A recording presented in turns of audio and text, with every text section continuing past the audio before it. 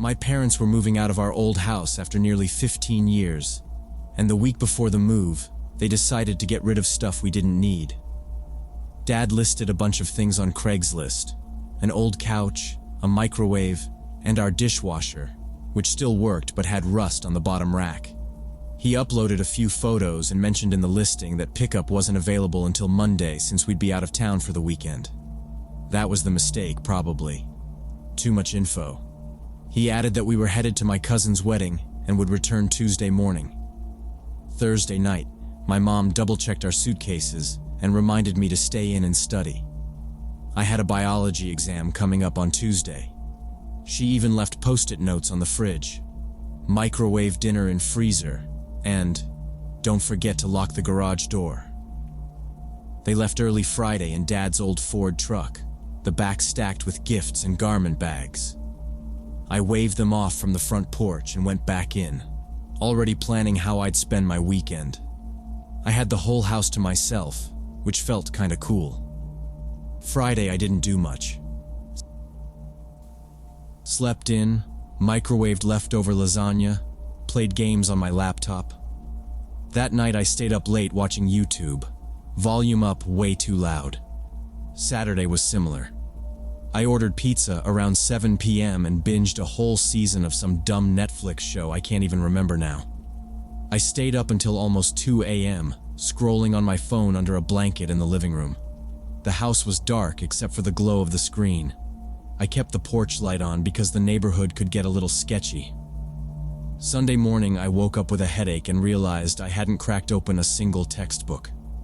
I spent the whole day at the kitchen table flipping through notes, watching tutorial videos, scribbling diagrams. Around me were empty mugs, open notebooks, half a sandwich I forgot to finish. The quiet started to get to me. No sound of Mom talking on the phone. No clanging from Dad's tools in the garage. It was just me and the hum of the fridge. Around 6 p.m. it got dark, and I closed all the blinds and turned on every light in the house. I didn't want to be jumpy, especially with an exam the next day.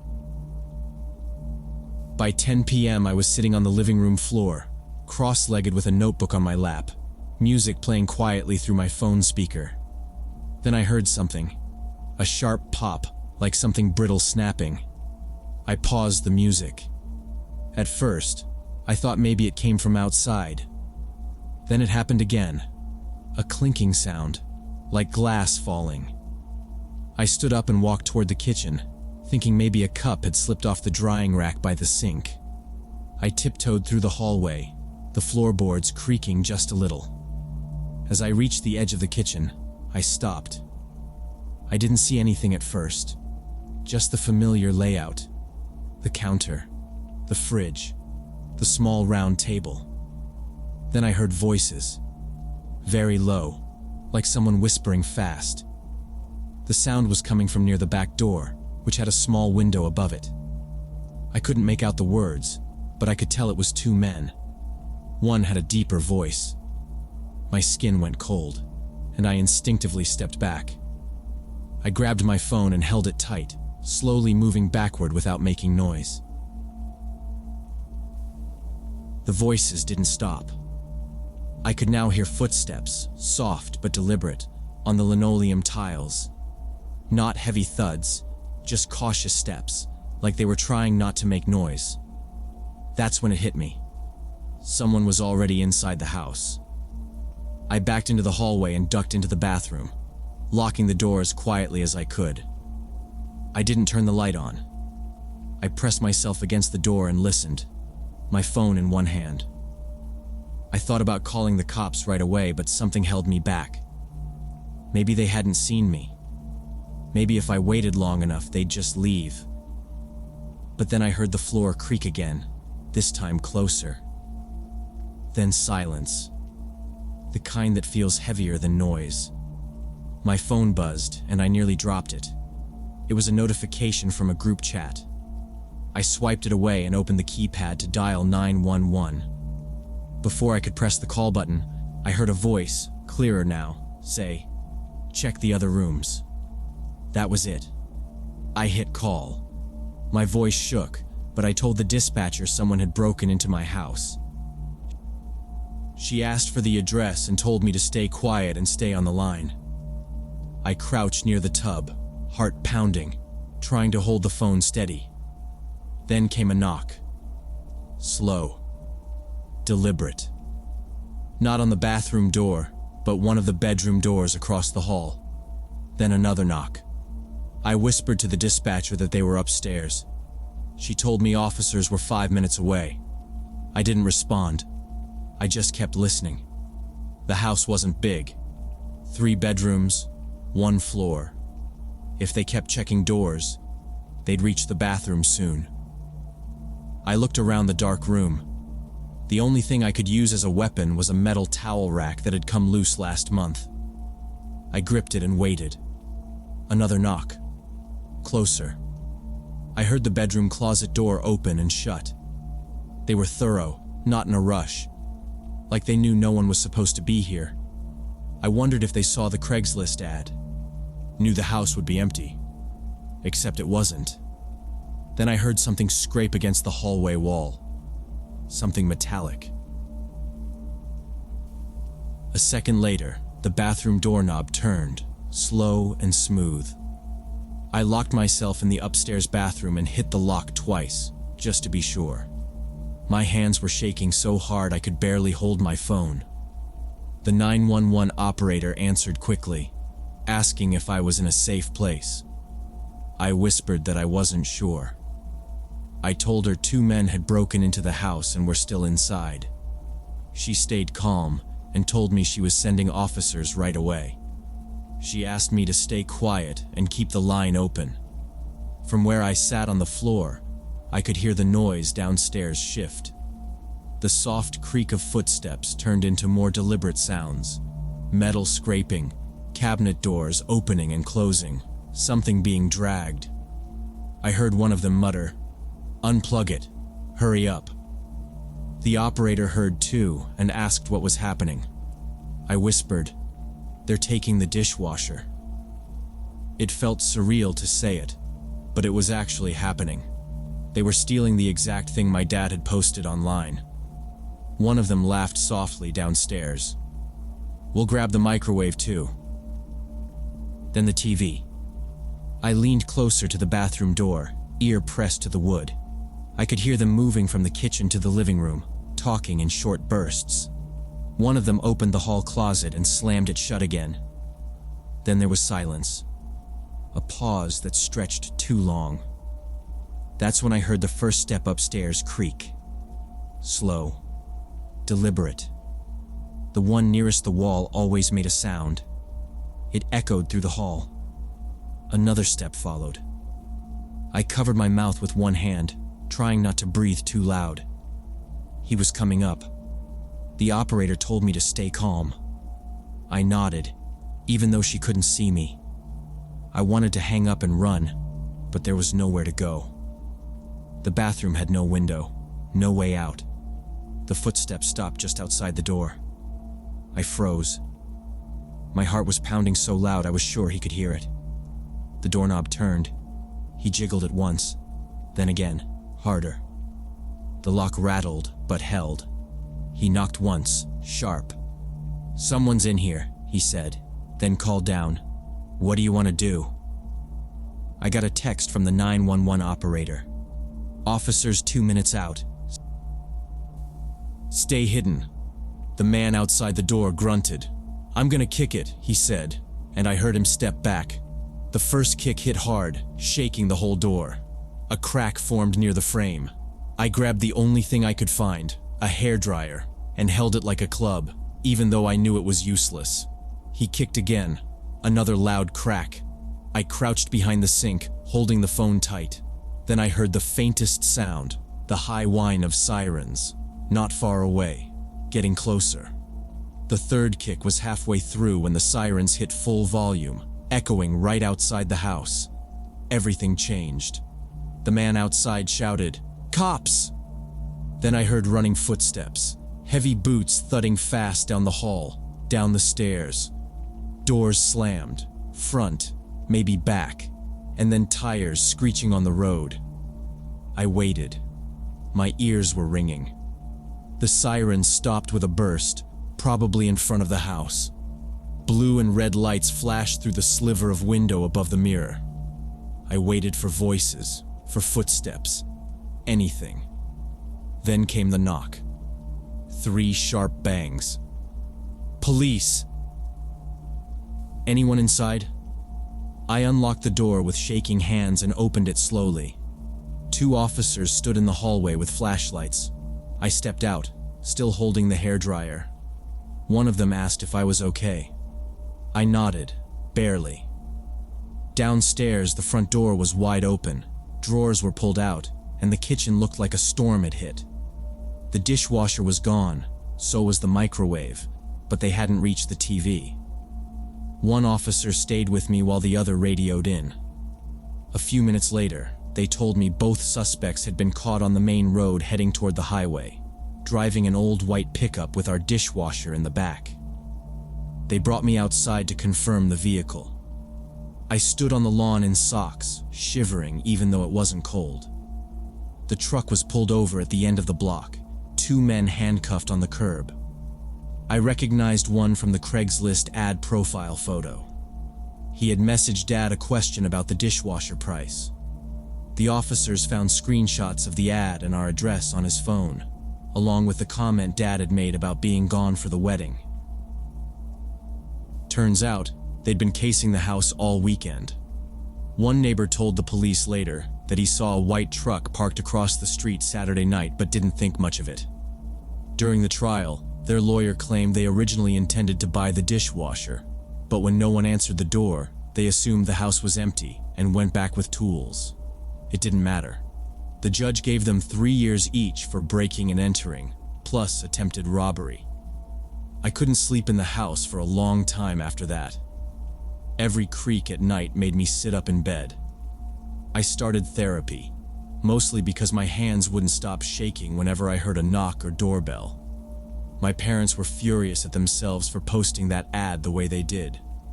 Now they never say when they're leaving town, not online, not even in group chats. Dad installed a new security system with cameras and motion sensors. We never got the dishwasher back. It was taken as evidence, and by the time the case ended, no one cared about it anymore. Sometimes, late at night, I still think about the crack in that bathroom door frame. It's still there. I never told my parents how close it came to breaking.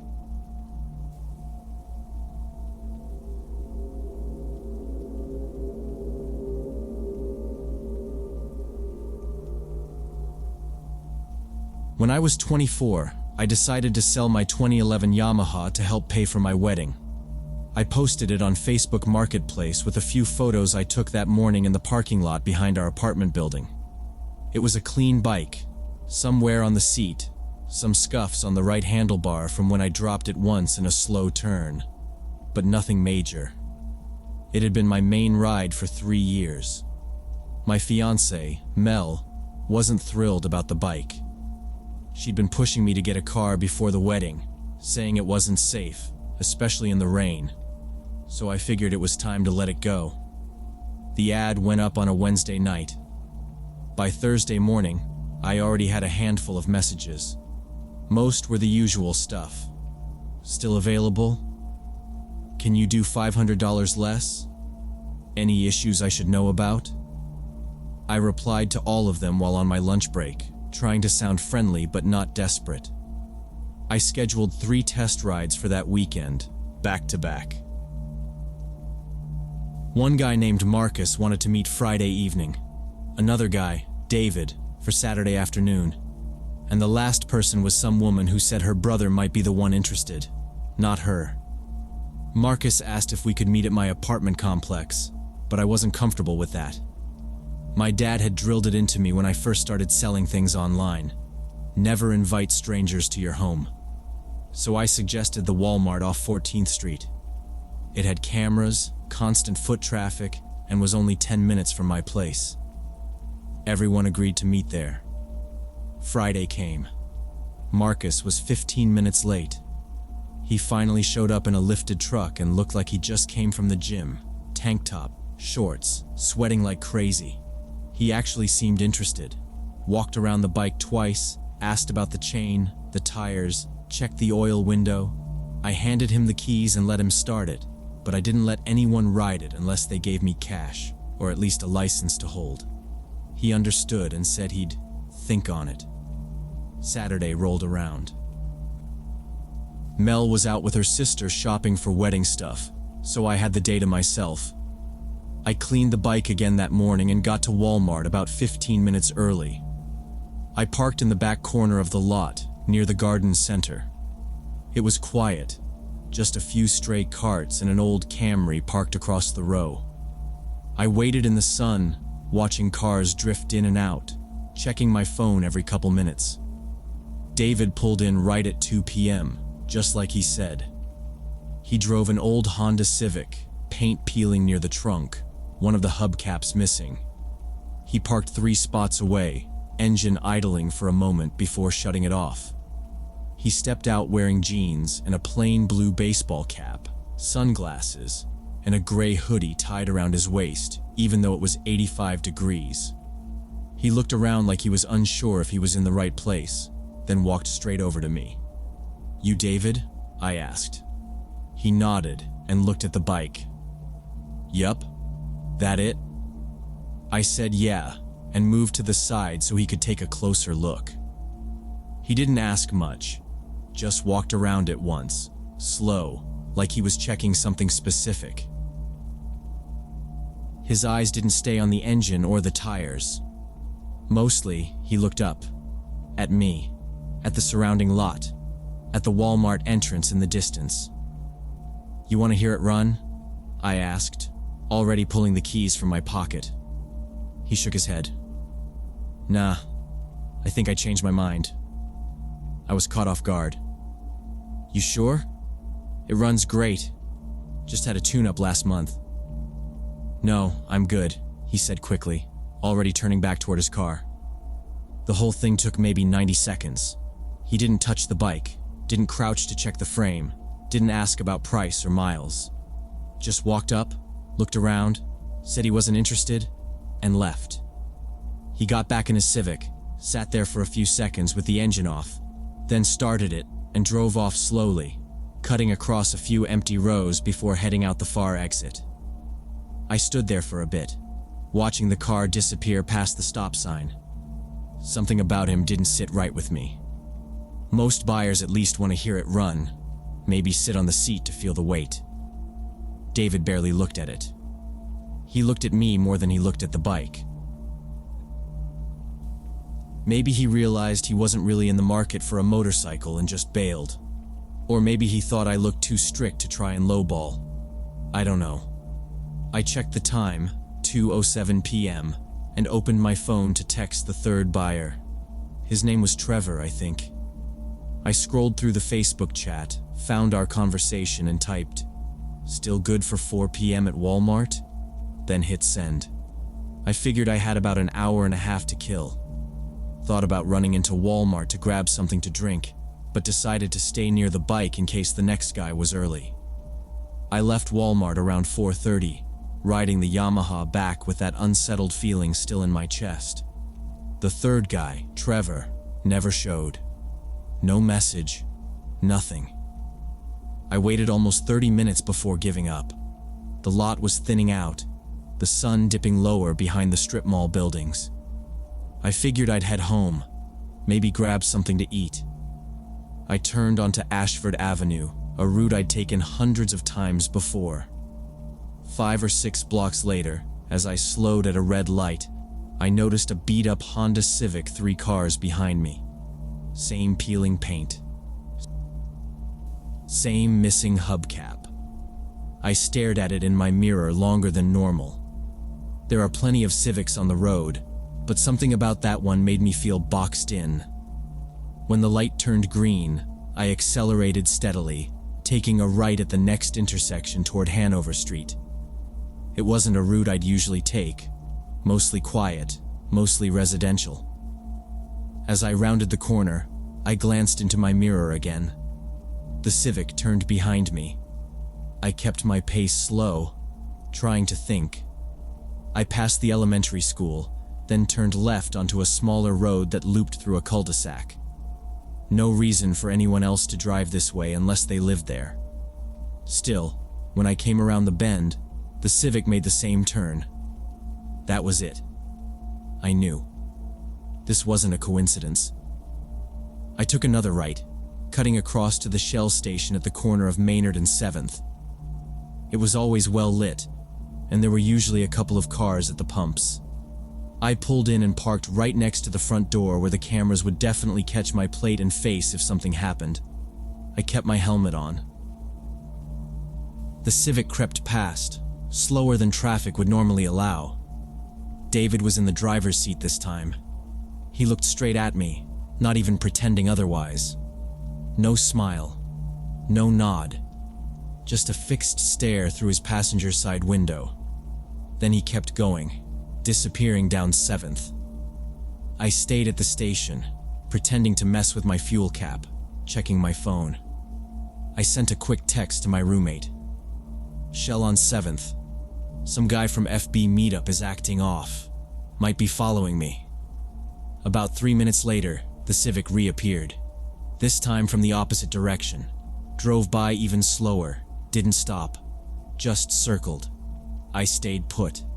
15 full minutes. Every few minutes, I scanned the lot, the mirrors, the street. I didn't see him again after that second pass.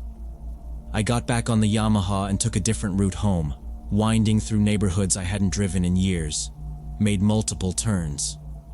At one point, I even pulled into a random driveway, waited with the engine off. Nothing. I passed my apartment once, didn't stop. Circled 2 blocks. Still nothing. Only then did I finally pull in. I parked under the streetlight like always, locked up the steering, and walked up the stairs to my unit. My hands were trembling when I slid the deadbolt shut behind me. I didn't tell Mel about it until the next day. I didn't want her worrying, especially with the wedding stuff already stressing her out. Instead, I called the non-emergency police line and filed a report. Gave them David's name, plate number, everything I had from Facebook. The officer I spoke with didn't seem too surprised. Seen this a few times, he said. Motorcycle theft rings use online marketplaces to find targets. They meet you, learn your routine, then show up when you're not home. He asked if I'd let anyone else come to my apartment. I told him no, but that the first guy who'd messaged me wanted to. I hadn't thought much of it until then. What was the name? Marcus, I said. Or at least, that's what the account said. He nodded like he'd heard that one before. Sometimes they use different names, different numbers, but same people. They'll send one guy to get the info, another to act like a buyer, or just drive around looking for what's easy to load. I realized that if I hadn't changed the meeting spot, or if I'd brought the bike home first and then gone out again, David might have come back that same night. I didn't feel comfortable leaving the bike in the lot anymore. For the next 2 weeks, I parked it in my friend's garage on the other side of town. I took the bus when I had to get around, told Mel I was just being cautious. Eventually, I sold it to a guy my coworker knew. I met him in daylight, at his house, after getting his driver's license and checking his Facebook to make sure it wasn't fake. Cash in hand, I signed the title and walked away. 3 months later, my neighbor's bike was stolen. Same building, 2 units over. I didn't even hear anything that night. Cops came in the morning. They said there were no signs of forced entry. Bike was chained, but the chain was cut clean. A week after that, I bumped into the property manager, who mentioned the security cameras had picked up a dark Honda Civic circling the lot the night before the theft. 2 men inside. They parked twice under the trees at the edge of the lot, just sitting. She said the footage wasn't clear enough to get plates, but the officer who reviewed it said it looked familiar. I never saw David again. Never heard back from the police either. But every time I walked to my car after dark for the next year, I checked both ends of the street. just in case.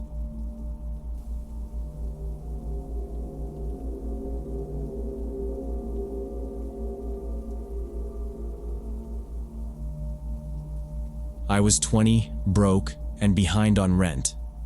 I remember staring at the cost of my biology textbook and thinking how insane it was. $240 for a book I'd probably barely read. I was working part-time at a coffee shop, but it wasn't enough. I started checking job boards every night, hoping to find something quick that paid decently. Most of them needed stuff I didn't have. CPR certification, car, references. Then one caught my eye. $150 for a single day of house cleaning. No experience required.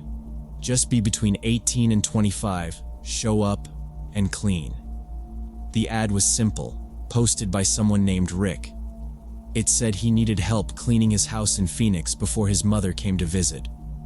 I thought it was a scam at first, but he replied to my email fast. Too fast, maybe. He asked when I could come, and we settled on Saturday. He texted me the address. It was in a neighborhood I didn't recognize, but I looked it up. It was just outside of Phoenix, a bunch of small houses with desert landscaping.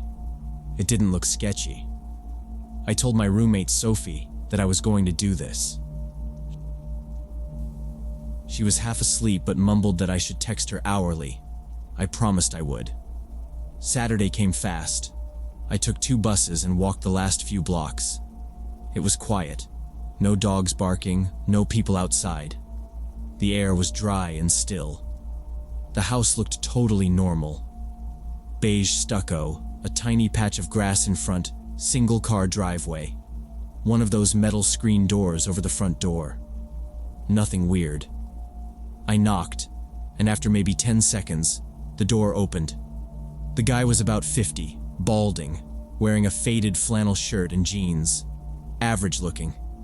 "You must be the girl from the ad," he said, smiling. "Come in, sweetheart." That threw me off a bit. Sweetheart? But I just nodded. I stepped inside, and he closed the door behind me. The house was dark.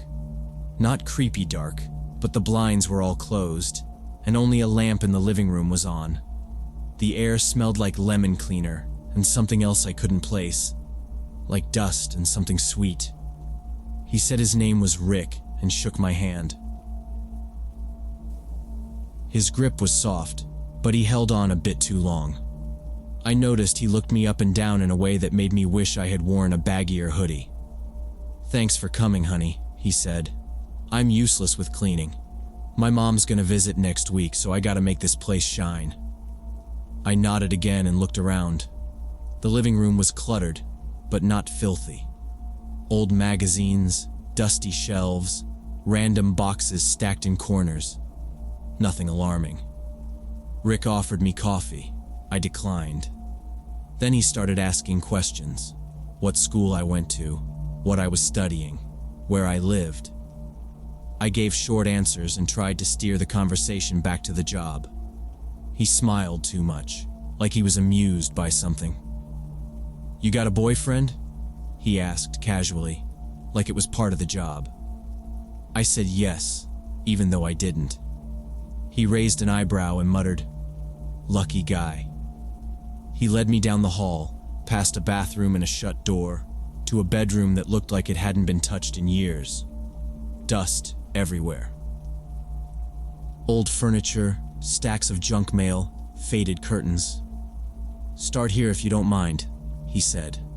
"Vacuum, wipe stuff down. If you finish this room, we'll move on to the garage." I said okay, and asked if he had gloves and cleaning supplies. He pointed to a plastic bin on the floor near the dresser. "Everything you need's in there, sweetheart," he said. I knelt down and opened the bin. There were rags, bottles of cleaner, gloves, and a roll of trash bags. While I was pulling them out, I felt him standing behind me, too close. I turned slightly, and he was just watching me. "You ever done this kind of work before?" he asked. I said no, but it didn't seem too hard. He chuckled. "You've got good hands for it." I didn't reply. I just stood up, put the gloves on, and started dusting the dresser. I heard him walk away after a few seconds. For the next 20 minutes or so, I worked in silence. The room was musty, but not disgusting, just neglected. I threw out stacks of old receipts, wiped down picture frames, vacuumed under the bed. A few times I thought I heard the floor creak behind me, but when I turned around, no one was there. The house was quiet, no music, no TV. I hadn't seen a clock anywhere. After I finished the bedroom, I stepped into the hallway. "Rick?" I called. No answer. I walked toward the kitchen. He wasn't there either. Then I noticed that the door at the end of the hallway, the one that had been closed earlier, was cracked open. I hadn't seen him go in there. I stood still for a second, listening. Nothing. I knocked lightly. "Rick?" Still nothing. I opened the door a little wider. It was a second bedroom. Dim light coming through the curtains. The room was cleaner than the other one. A twin bed, a desk, an old computer monitor, and Rick standing near the window facing away from me. He didn't move. I hesitated, then said, "I finished the other room. What should I do next?" He turned around slowly. He was holding something small in his hand, a set of keys. He smiled like I'd caught him in the middle of a private joke. "Let's head to the garage," he said. "It's a bit messy out there. But you look like you can handle it." He walked past me and back down the hall. I followed, not sure why I felt suddenly alert. The house didn't feel normal anymore. Not unsafe exactly, but like something was off and I couldn't name it. He opened the garage door. It creaked loudly. The garage was dark and hot. A single bulb hung from the ceiling, casting long shadows. There were shelves packed with tools, cardboard boxes, and paint cans. A mattress leaned against one wall. A folding chair sat in the corner. He stepped in and flipped on the light. "There's some junk in here I need help moving. Just follow my lead," he said. Then he turned and shut the garage door behind us. The garage smelled like gasoline and mildew. The light bulb overhead flickered, and for a second I thought it was going to go out completely. Rick walked ahead of me, weaving through stacks of broken furniture and boxes. There were tools everywhere. Rusted hammers, extension cords, a rake missing half its teeth. I kept my eyes on the floor to avoid tripping. Trash was piled in one corner, with flies buzzing around something that looked like it had rotted through the plastic bag. I covered my nose with my sleeve. "This is where I need the most help," Rick said, gesturing toward a section near the back where an old fridge sat unplugged. "My last cleaner didn't even touch it. Lazy girl." He glanced at me with a look that was somewhere between amused and expectant. I didn't reply. The stench in the room was already unbearable, and the thought of opening that fridge made me want to gag. But I nodded, just trying to stay on his good side.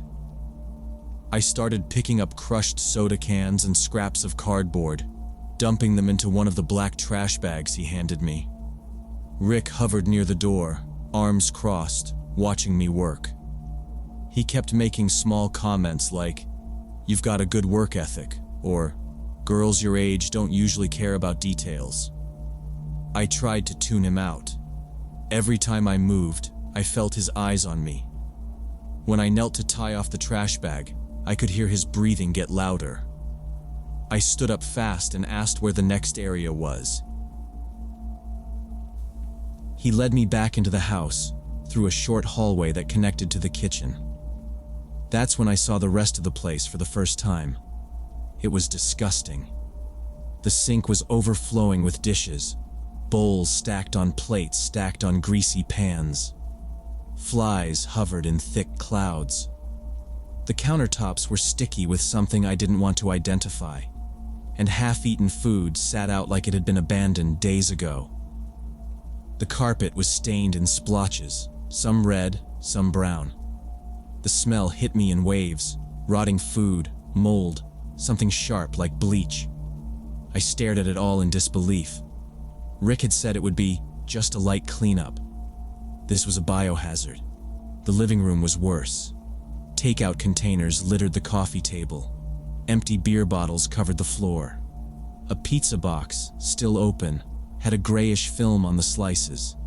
The couch had holes in it, and something that looked like a cat had clawed it to shreds. But I hadn't seen or heard any animals.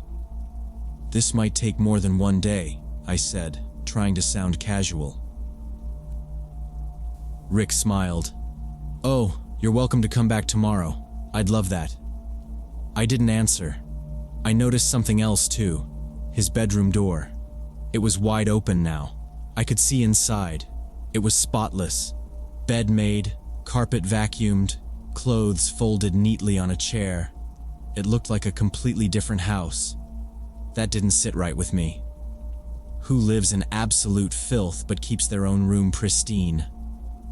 I turned back to Rick, who was now standing much closer than before. "Got more gloves?" I asked.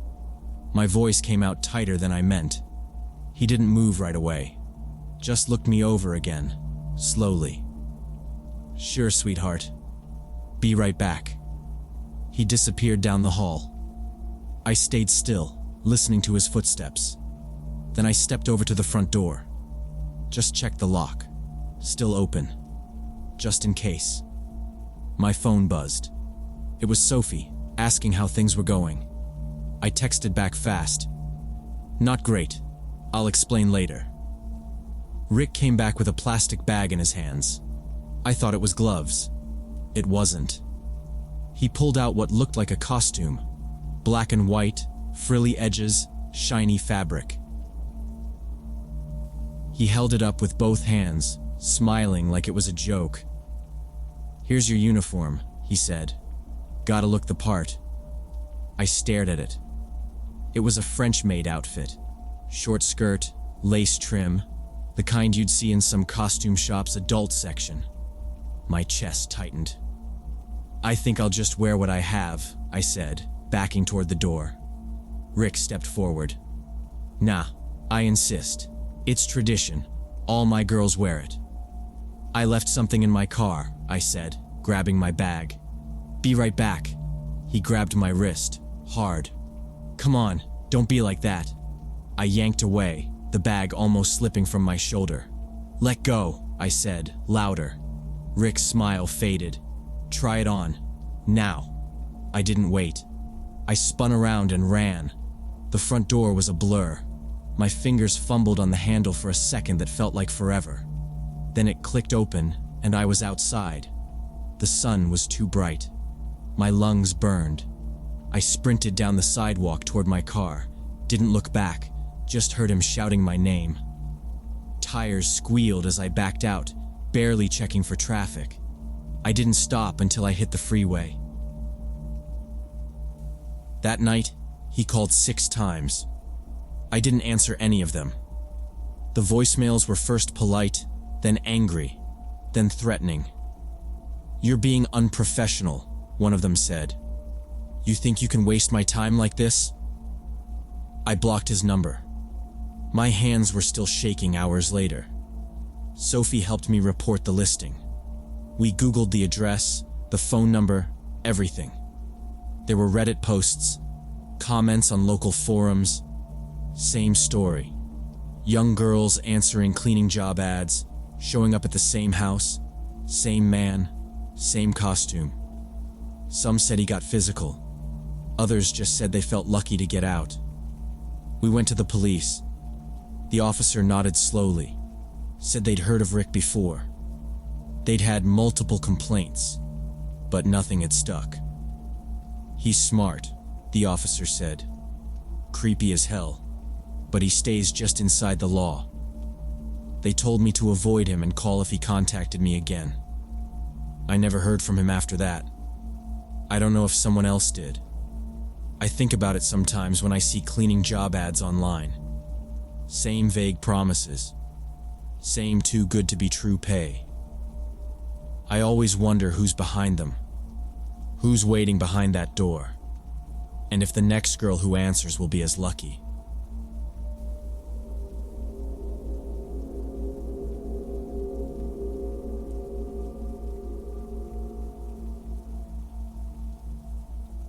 I was 26 when I moved into my first apartment. I didn't have much saved after the deposit and first month's rent, so I started looking on Craigslist for cheap furniture and appliances. Most listings were either junk or too expensive, but one caught my eye. A white Kenmore fridge, clean, not too old, $95.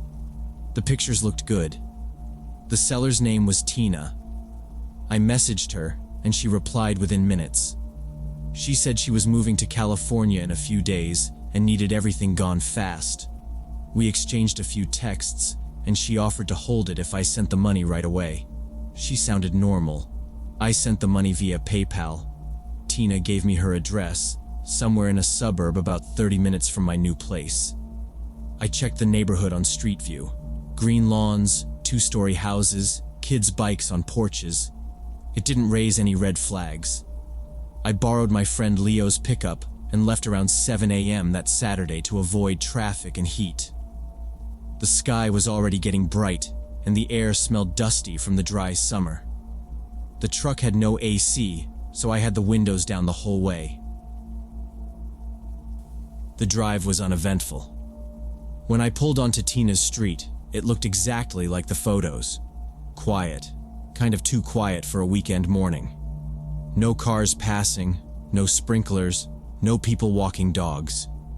Just rows of houses, nearly identical, with trimmed grass and drawn blinds. I double-checked the address on my phone and parked in front of a beige house with a red door. There was no car in the driveway, but the garage door was half open. A kid's plastic tricycle sat tipped over on the lawn, dusty and sun-faded. I knocked.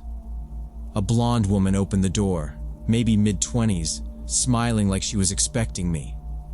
"Hey, you must be here for the fridge," she said.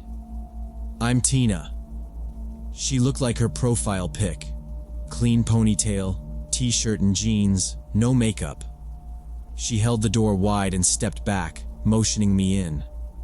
I hesitated just a second, then followed her into the living room. It looked normal. Gray couch, some framed family photos, a magazine on the coffee table. Nothing weird. She talked while walking, saying how hectic the move had been, how her new place in LA was half the size, and she couldn't take much with her. We moved through the kitchen, which was also clean and normal, but the fridge spot was empty. She noticed me looking and said, "Oh yeah, sorry. We moved it down to the basement already.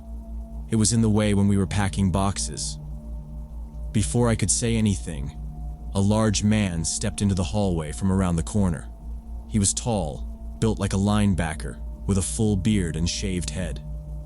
"Hey," he said, voice calm. "I'm Rick. I helped her move the fridge downstairs." I nodded. "Cool. Come on," he said. "I'll show you." Tina smiled again and gestured for me to follow. "It's just down here." I followed them toward a door off the hallway that led down. The stairs looked solid, carpeted in beige, with a wood handrail on the side. Rick went first, then Tina, then me. The basement lights were already on, the bulbs casting a dull yellow glow. The air got cooler as we descended, with that slightly musty smell all basements seem to have. The basement wasn't unfinished. It had tile floors, white walls, and a rug in the middle. A futon leaned against one wall, folded up. There were 2 plastic tubs stacked near the stairs, and a single folding chair sat facing a small table in the corner.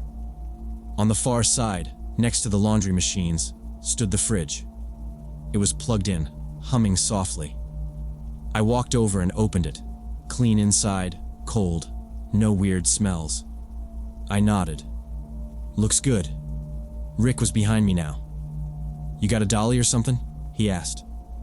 "In the truck," I said. "I can grab it." He looked toward Tina. Want me to help bring it up? She shrugged. Sure. I turned to go back upstairs. Rick stayed still. You got straps in the truck? Yeah, I said. Should be fine getting it in. Rick stepped toward the stairs. I'll come with. Show me where to grab it. I hesitated. I didn't really need help, but I also didn't want to be rude. All right. As we climbed the stairs, I noticed Tina didn't follow us. She stood at the bottom step, arms folded. She wasn't smiling anymore. Her face was blank. We stepped outside. The sun was fully up now, hot already. I walked to the truck, unlatched the tailgate, and pulled out the dolly and straps. Rick stood close behind, scanning the street. No one's ever out here this early, he muttered. Dead neighborhood. I didn't respond. I just wanted to finish and get out. We went back down, and I wheeled the dolly toward the fridge. It took both of us to tilt it, ease it back onto the platform, and roll it toward the stairs. It barely fit. I went up first, pulling, while Rick pushed from below. Tina was gone now, not in the basement, not in the hallway when I reached the top. We got the fridge into the living room. Rick let go, straightened his back, and rubbed his neck. Give me a sec, he said, and walked toward the kitchen. I stood there, catching my breath. The front door was still open, sunlight pouring in. I looked around for Tina. No sound, just the hum of the fridge, louder now in the open space. I waited maybe 30 seconds, then called out, Tina? No answer. I walked toward the kitchen. It was empty. Rick didn't come back. The basement felt wrong the moment I stepped onto the concrete floor. All the windows were covered in thick black plastic, stapled tight at the edges. Not a sliver of daylight made it through. The air was damp and heavy, like someone had just scrubbed it down with bleach and something else I couldn't place. Something sweet, maybe metallic. A large sheet of clear plastic covered most of the floor. Not crumpled, not messy. It was spread out smooth, taped at the corners like someone had taken their time setting it up. I'd seen setups like this before, but on TV crime shows, not real life. I stopped a few steps in. In the far corner sat 3 empty plastic storage bins, the large kind with yellow lids you buy in bulk at hardware stores. They were stacked neatly, but each one had smudges around the edges, like something dark had been wiped off. The refrigerator stood along the back wall, plugged in, quiet. I barely looked at it. My eyes were on Rick, who had moved behind me. He wasn't close enough to touch me, but he was now between me and the stairs. Tina stayed at the top of the staircase, one hand resting on the wall. She wasn't smiling anymore. Then I heard it. Another set of footsteps overhead. Slow. One person, moving across the floor above us, toward the hallway. It wasn't Tina or Rick. There was someone else in the house. My body tensed. The whole thing felt wrong. This wasn't just a weird Craigslist exchange. This setup, the blacked out windows, the bleach smell, the storage bins, the way they'd guided me down here instead of just leaving the fridge in the kitchen. Every instinct screamed at me to leave. I forced myself to walk toward the fridge, trying to look calm.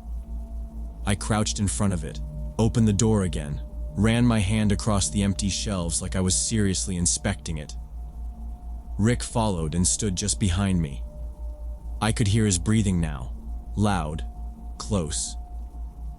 It's got good seals, he said. Stays cold even if the power goes out for a bit. I nodded, not turning around. Yeah, looks good. Another step overhead, then another. The footsteps stopped, right above the basement door. I just need to measure the doorway upstairs, I said quickly. Make sure it'll fit through. Rick didn't move. You got a truck, right? We can just lift it. I stood. I left my tape measure in the truck. I always forget something. He reached a hand toward the fridge. I'll be right back, I said, already walking toward the stairs. Tina didn't move as I climbed. She turned her body slightly, not enough to block the stairs, but enough that I had to brush past her. She didn't say anything. I didn't look her in the eye. I walked fast through the living room. My boots scuffed against the floor. The house was dead quiet again. No more footsteps.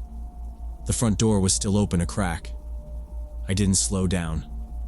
Rick's voice followed me from behind. "We can load it now, man. Won't take 5 minutes." I didn't stop. "Be right back." I hit the porch, jogged down the steps, and the moment my boots hit the gravel of the driveway, I ran. I threw the dolly into the truck bed without folding it and jumped into the driver's seat. The keys were already in the ignition. I cranked it hard, reversed without checking behind, and sped off. My tires screeched a little on the hot pavement. I didn't look back. I kept driving, only slowing once I hit the main road. My hands were shaking on the wheel. I pulled over into a gas station lot 5 minutes later and called my friend Leo. He picked up groggy. "Yo, I'm not bringing the fridge." "What? Why?" "I think they were going to kill me." He laughed. "What?" "I'm serious. Something was wrong, man. They had plastic all over the basement. Storage bins, windows blacked out. Someone else was in the house." "You're tripping." "No, I swear. It wasn't normal. I felt it. I don't care about the money. I'm just glad I left." He went quiet. "You call the cops?" "Not yet." I didn't sleep much that night. I kept replaying the moment Rick stepped in front of the stairs, the sound of the third person above, that basement smell. A week later, it hit the news. A couple in the suburbs arrested for luring men through fake Craigslist ads. 3 bodies found in a wooded area near the highway. All young guys, mid-20s. All had gone missing after responding to online listings. The photos in the article showed the house, same red front door, same beige siding. The names were Tina and Rick. The article said police found plastic sheeting, large storage bins, bleach containers, and several wallets hidden behind a panel in the basement wall. My stomach dropped when I saw that. One of the victims had last texted a friend at 7 a.m. on a Saturday, the same day I went. A detective called me after I submitted an anonymous tip online. I gave my statement over the phone first, then went in to testify later. They had my PayPal record, texts with Tina, even a time-stamped gas receipt from my stop after fleeing the house. I sat in court, described the basement, the plastic, the third set of footsteps. Rick sat across the room in handcuffs. He didn't look at me. Tina looked smaller than I remembered. Pale. Like she hadn't slept since the arrest. They both got life without parole. Every once in a while, I wonder what would have happened if I'd hesitated 5 more minutes. If I'd believed Rick and stayed to help move the fridge. If I'd ignored the smell. If I'd just gone along to not be rude. That $95 was the cheapest mistake I've ever made.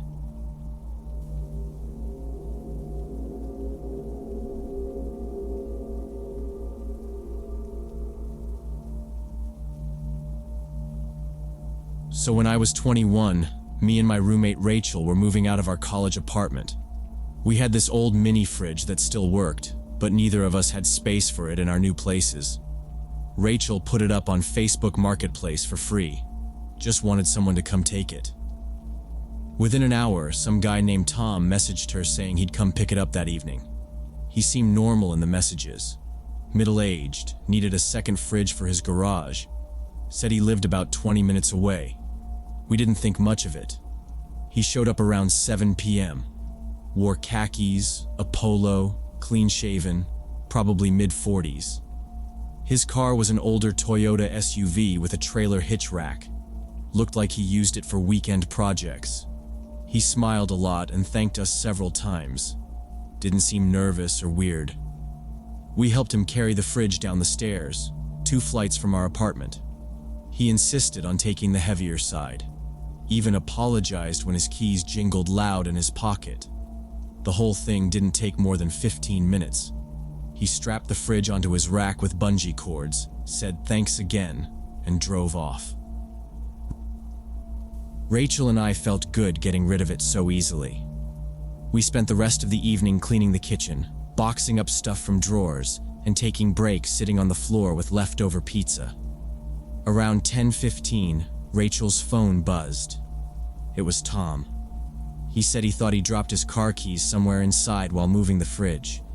He was super polite, said he was sorry for bothering us, but asked if we could take a quick look, especially around where the fridge had been.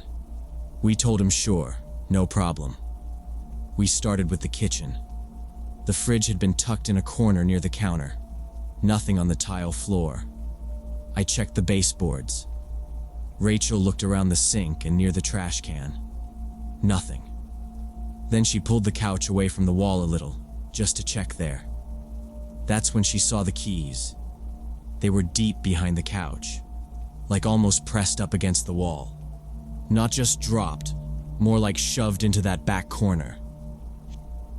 She had to get a broom to knock them loose. I remember watching her frown as she scooted the handle in and slowly dragged them out. Weird, she said. Why would they be here? Tom never went near the couch. We were sure about that. The whole time he was either at the kitchen or the hallway. The couch was across the living room, like 10 feet from where we carried the fridge. It made no sense. I checked my phone to look at the picture Rachel had sent him of the place when she listed the fridge. The couch was in the same spot. We texted Tom that we found the keys.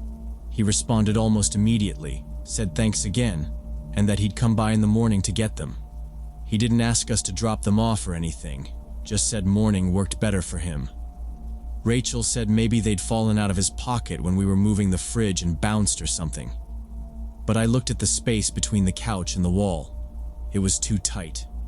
You'd have to deliberately reach back there to get them in. I didn't say anything, but something about it felt off. I left the keys on the kitchen counter. Rachel went back to packing. I stood in the living room for a while, looking at the spot where the fridge used to be, then over to the couch. We'd barely touched that area the whole evening. No way they ended up there by accident. The next morning around 10 a.m., I was in my room getting ready for class when I noticed a car pull into the lot below. I peeked out the window, recognizing the same Toyota from the night before.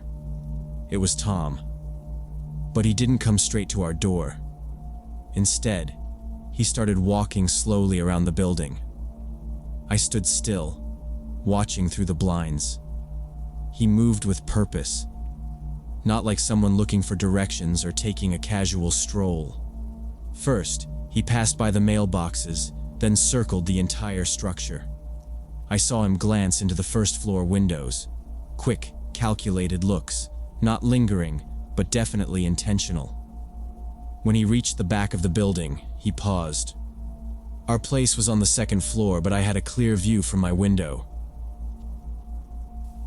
He tried the back door handle that led into the stairwell. It was locked, but he tugged it twice, then leaned in like he was listening. I don't know what he expected. He walked the perimeter 2 more times, glancing up at windows, including ours, like he was mapping out the whole layout. Finally, after about 10 minutes of that, he came to our front door. He knocked hard, too hard, not pounding, but firm enough that I felt it through the floorboards. I went to the door but kept the chain lock on. When I opened it just a crack, his face shifted, like he hadn't expected us to be cautious. He forced a smile and said, "Hey, I just wanted to check inside real quick. I think I might have dropped something else yesterday." His tone was polite, but there was something off. The words came out too smooth, like he'd been practicing them. I told him we already found the keys, that we looked thoroughly. He nodded, then glanced over my shoulder like he was trying to see inside. Yeah, but maybe something else. You never know. I could give you guys $50 just to let me take a quick look around. Won't take more than a minute. I shook my head and said no. He kept pushing, kept trying to smile, trying to keep his voice light. Come on, I swear I won't touch anything. Look, maybe something rolled under the couch or something. He leaned closer. It's really important. I told him again that we weren't letting him in. Rachel had come out of her room by then and was standing behind me. I heard her whisper, "What is he doing?" I didn't answer. Tom's expression changed. His smile dropped, and he frowned like we'd insulted him. "You know, this is kinda suspicious," he said. "You're acting like I'm trying to steal something. I just want to check my stuff." He put his hand on the door and gave it a small push, testing the chain. I pushed back instantly. Rachel was already reaching for her phone. I told him we were calling the cops. His eyes narrowed, and he didn't move right away. Then, slowly, he stepped back and held both hands up like he wanted to show he wasn't a threat. But he didn't leave. He just stood there staring at me through the crack in the door. He didn't say anything else, just watched us. No blinking. His breathing didn't change. It was like he was trying to figure something out. How strong the door was. How many people were inside. How fast someone could call the police. I stayed completely still, my hand on the door, not moving. The chain creaked slightly from the tension. We stayed like that for at least half a minute. Then Rachel said, louder this time, "We're calling right now." That finally made him blink. I told him I was going to throw his keys out the window and he needed to leave immediately. He started to say something. "Wait, hold on." But I cut him off and told him the police were already on their way. That was a lie, but I said it like I meant it. I walked to the window, opened it, and tossed the keys into the bushes near the parking lot. I watched them land. Tom stepped back from the door, looking annoyed but still calm. He didn't say thank you, just turned and walked off. I watched as he searched the bushes, bent low, brushing leaves aside until he found the keys. Then he stood up slowly and looked back up at our apartment. Not just glanced, he stared. He scanned the windows, the siding, the fire escape, like he was memorizing the layout. He walked to his car without rushing. Got in, sat there for a minute with the engine running, then finally backed out of the lot. We didn't see him again. That night, we reported the whole thing to campus security. They sent an officer to take our statement. He was calm, didn't act surprised, just nodded as we described what happened. When we told him about the keys being found behind the couch, his expression tightened.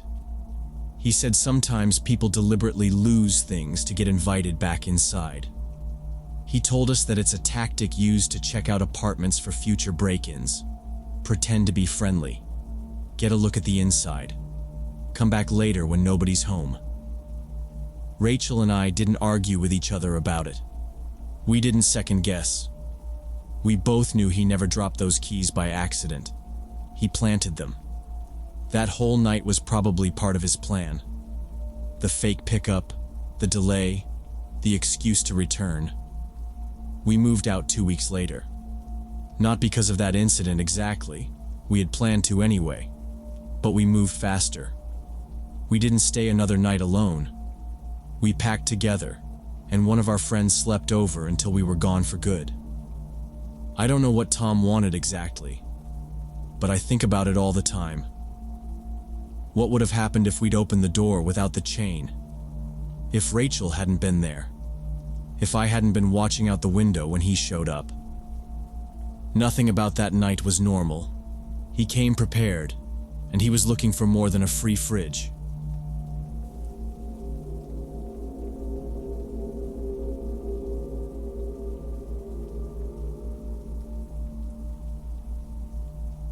Last summer, I was 24 and working at a marketing firm in Austin. Nothing too exciting: emails, client calls, PowerPoints, and coffee. My ex-boyfriend James had left his old tablet at my place after we broke up. It sat on my bookshelf for 3 months. I texted him twice about it, but never got a response. Eventually, I figured he didn't want it back, so I decided to sell it. It was a decent Samsung model, about 2 years old, clean and still working fine. I wiped it, took a couple photos, and listed it on Craigslist for $80. I priced it to move. Nothing crazy. About 4 hours later, I got a message from someone named Mike. He said he was interested and asked if we could meet that evening.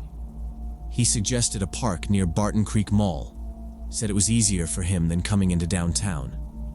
I looked it up on Google Maps. Decent size, with a playground and picnic tables. Seemed public and normal. I'd sold furniture and electronics before this, so I didn't think twice. Mike's messages were clean and direct. No weird emojis, no bad grammar, no questions that set off alarms. Just, is it still available? Does it come with the charger? Can we meet at the park near the mall around 6? I agreed, told him I'd be by the playground area. There were usually families around there in the early evening, and the sun wouldn't go down until after 8. I tossed the tablet and charger into my tote bag, made sure it still turned on before I left. Wore jeans, sneakers, nothing flashy.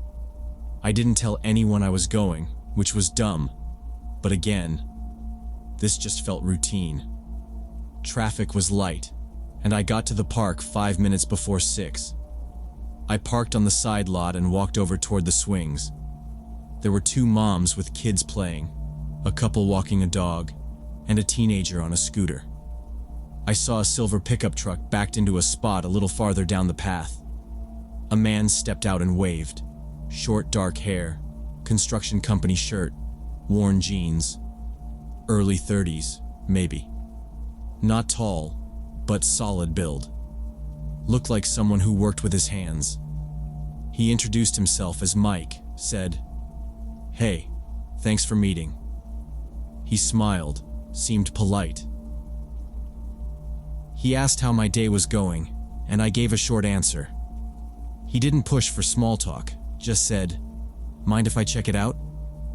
I handed him the tablet. He turned it on, tapped through the settings, opened a few apps. Asked if the battery held a full charge, and I told him I'd used it the day before and it seemed fine. He nodded and didn't question that. After about 2 minutes, he said, "Yeah, looks good." Then he reached into his wallet and pulled out a crisp $100 bill. He held it out and said, "I don't have exact change, so I'll just give you this. Don't worry about the difference." I hesitated and said I could run into the mall to break it, but he shook his head. "Nah, seriously, keep it. Saves me a stop." It wasn't the first time someone had overpaid a little just to save time, and I didn't argue. I said, "All right, thanks," and started to tuck the bill into my wallet. That's when his smile disappeared. Just like that. 1 second he was relaxed and casual, the next he was staring at me flat. Not angry, but cold. He stepped forward slightly, not close enough to touch, but closer than he needed to be. His tone dropped when he said, "You're not recording this or anything, right?" He looked right at me when he said it, like he was waiting for a reaction. I didn't answer. I just blinked and tried to keep my face blank. He stepped even closer, and I could smell engine oil and sweat. He still had the tablet in one hand, holding it like it was just a normal transaction. But his other hand was clenched by his side. Then he started talking, slow and deliberate. "You know," he said, "you shouldn't be meeting random guys like this. Could have gone real bad." He shook his head slightly, like he was disappointed. "A lot of sick people out there. You don't know what kind of person you're dealing with." He paused and looked me over like he was studying something on a workbench. "You're lucky I'm a good guy." The way he said it made my stomach turn. It didn't sound reassuring. It sounded like a threat, like he was reminding me that he could have done something worse. I tried to laugh it off. Said something like, "Yeah, well, the park seems safe enough."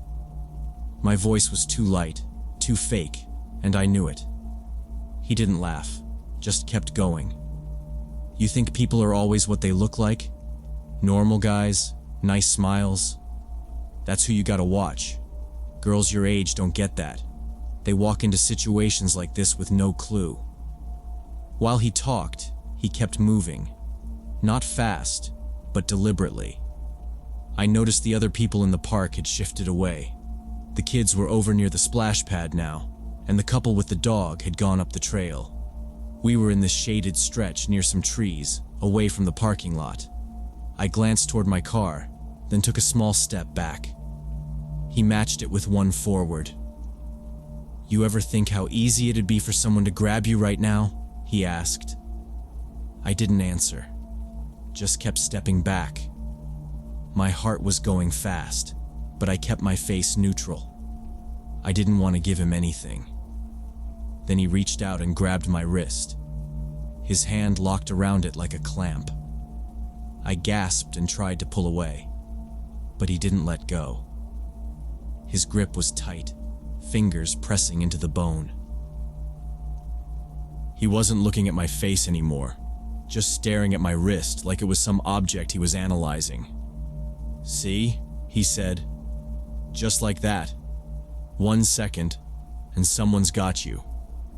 His voice stayed calm, but there was nothing calm about his eyes. They were narrowed, focused, not blinking. I pulled again and said, "Let go." My voice was flat. He didn't respond, just kept holding it. 5 seconds, maybe 6, long enough for me to feel the bruise forming.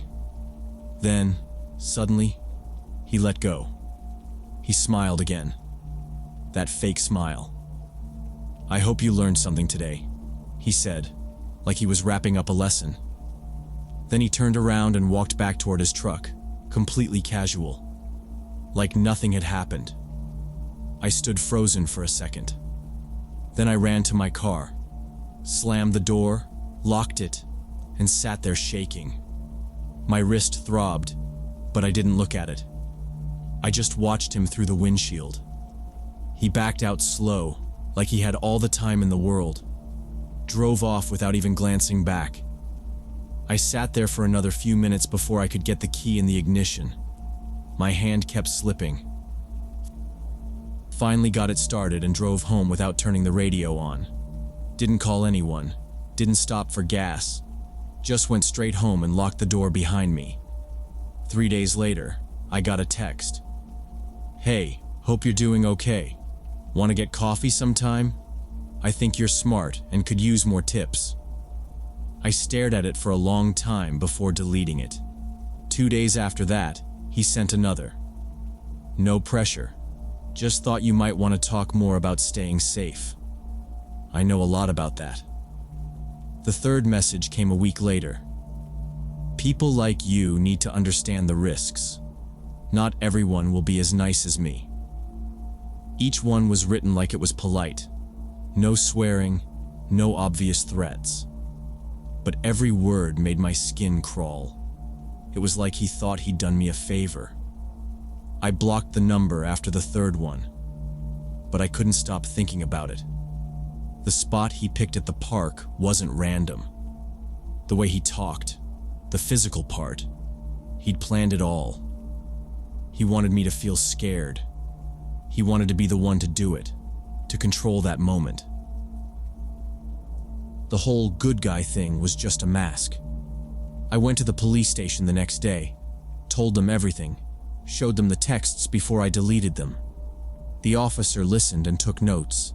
Then he said, "Unfortunately, since he didn't actually assault you or steal anything, there's not much we can charge him with. But you were right to come in. This kind of thing happens more than people realize." He said some guys use online sales to find women. They pick public places but steer the meeting into isolation. It's a setup, a game to them. They never break the law on paper, but the intent is there. After that, I deleted all my listings and swore I'd never meet a stranger for a sale again. I sold the rest of my stuff through friends or coworkers. I stopped going to that park. Sometimes I still drive past it and look down toward the trees, just to check if that silver truck is there. I never saw him again. But I think about him every time I hear about women going missing after meeting someone online. I wonder if he's still out there, still playing his game, teaching his twisted lessons, waiting for someone who thinks it's just another normal day.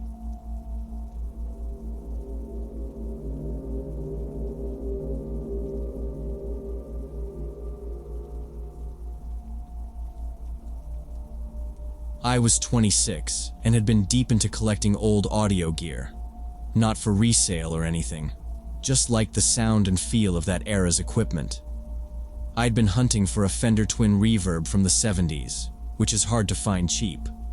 Most listings were $600 or more, even in rough shape. I'd been checking Facebook Marketplace, Craigslist, Reverb, and local pawn shops almost every day for months. One evening, just after work, I opened Marketplace and saw a new listing. 1970s Fender Twin Reverb, $180, must go. The pictures looked right. The logo was intact, grill cloth was aged but original, knobs weren't replaced. It even had the foot switch. The seller's name was Danny. His profile looked normal. Some pictures of his dog, a few posts about high school football from years ago. Said he'd gotten the amp from his uncle who'd passed, and he didn't play guitar, just wanted to get rid of it fast. We chatted for about an hour. He answered my questions fast, said the amp worked but was dusty. He sent more photos when I asked, even one with a piece of paper next to the amp that had the date and his name written on it. That gave me some confidence. I told him I was seriously interested and could pick it up that night. He said he didn't want anyone coming to his house, something about roommates being weird about strangers. Suggested we meet at North Cross Mall parking lot at 7:30. Said there were always people around and it'd be safe and easy. I'd bought stuff in parking lots before, guitars, an old keyboard, so I didn't think twice. It was still light around that time in summer, and the place was busy. I grabbed $200 from the ATM near my apartment, just in case I wanted to offer a little more if it was in better condition than it looked. I figured he might also have some cables or accessories I could get for cheap. I threw my small guitar case in the back seat in case I got the chance to test the amp, even though I doubted I'd plug in there. Left my apartment around 6:50. Traffic was decent. I parked by 7:25, sent him a text. He replied a few minutes later, said he was parked near the back of the lot by the old Sears entrance, claimed all the closer spots were taken. I drove slowly toward the back. It was dimmer there but still open enough to see everything. Found the car, a dark four-door sedan with a dent in the rear bumper and one brake light out. Two guys were sitting inside. The one on the driver's side got out right away and waved at me. "Hey, you're here for the amp?" I nodded and got out. He was maybe 22 or 23, short brown hair, wearing a gray hoodie and jeans. Didn't look shady, just regular. "I'm Danny," he said, and stuck out his hand. We shook. His grip was normal, not too firm, not too limp. "Thanks for driving over. Hope traffic wasn't bad." "All good," I said.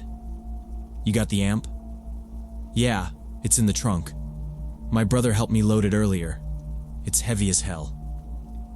He gestured toward the guy still in the passenger seat. His window was down halfway, and he gave a small nod, but didn't speak.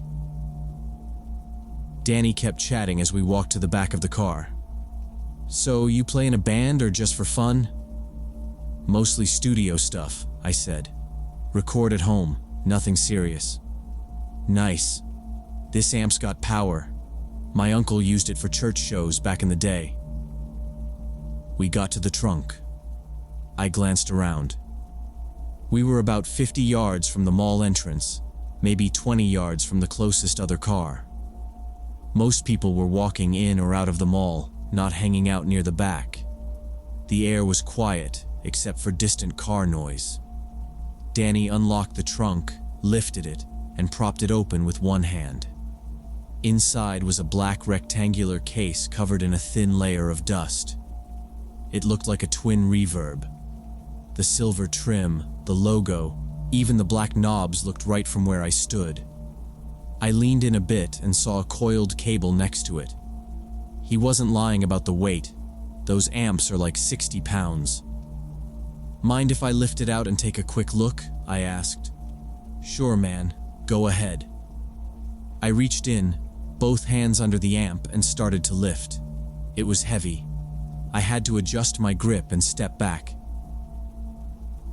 As I pulled it out, Danny stepped slightly to the side, and I noticed the passenger door click open behind me. Danny opened the trunk, but it was completely empty. No amp. Not even a blanket or tools.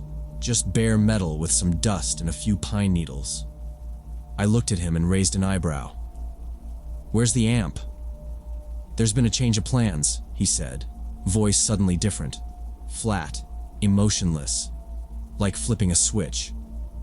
I didn't even hear the other guy get out of the car, but I felt something shift behind me. The air felt wrong, heavy. Before I could say anything else, something hard pressed into my back, fast and solid, like a pipe, or maybe a piece of wood. Not a punch, just pressure. I started to turn, but a voice hissed, "Don't move." My shoulders locked up. That was when Danny pulled a handgun from inside his hoodie. It was black and dull, small but real. He didn't point it casually. It was straight at my chest, both hands steady. Close enough that I could see the texture on the grip. "This is going to go easy or hard," he said, still using that flat voice. "Up to you." I stood frozen, hands slightly out to my sides. Couldn't think clearly. Just one word looping in my head. Setup. I'd been set up. From the first message, this wasn't about an amplifier. It was about money. And now, it was about staying alive. "Okay," I said. "Just take what you want." "Good choice," Danny replied. The guy behind me shoved harder into my back. I heard a zipper, my backpack being opened. Danny took a step closer, holding the gun steady. "Wallet, phone, now." I pulled both from my pockets, handed them over without speaking. He took the wallet, flipped it open, pulled the cash out. "Nice," he muttered. Then he took the backup 50 I kept hidden behind my license too. He tossed the wallet back at me like trash. My phone disappeared into his hoodie pocket. The other guy, still behind me, started patting my jacket and jeans. Felt fingers go into my front pockets. He took my car keys, and even a couple guitar picks I forgot were in there. His touch was fast, clinical, like a TSA check, but worse. "You got cards?" Danny asked. I nodded. "Yeah, maxed out though, no balance left." It wasn't a lie. He squinted at me for a moment, then waved it off. "Whatever. We're not gonna hit an ATM." They didn't yell, didn't panic. They were calm, like they'd done this 5, 10, maybe 20 times before. No adrenaline, just efficiency. I stood there while they picked me clean. The brother, if that's really what he was, stepped back finally. The pressure on my spine disappeared. I didn't dare move. The silence was louder than anything. Danny took a final look around. "Here's what's gonna happen," he said. "You're gonna walk toward the mall, toward the lights. You don't turn around. You don't call anyone for 5 minutes. You understand?" I nodded slowly. "We'll be watching," he added. "Don't test it." "Okay," I said again. It was all I could say. I turned toward the mall, every hair on my neck standing up, and started walking. Slow, steady steps. My breath felt like it was coming from outside my body. the parking lot looked normal again. People walking, shopping bags swinging, lights blinking above. I didn't look back. Not once. Just counted in my head as I moved closer to the safety of the building. My legs felt hollow, like they could give out any second. I reached the entrance to a grocery store and finally turned around. They were gone. No car, no sign of them.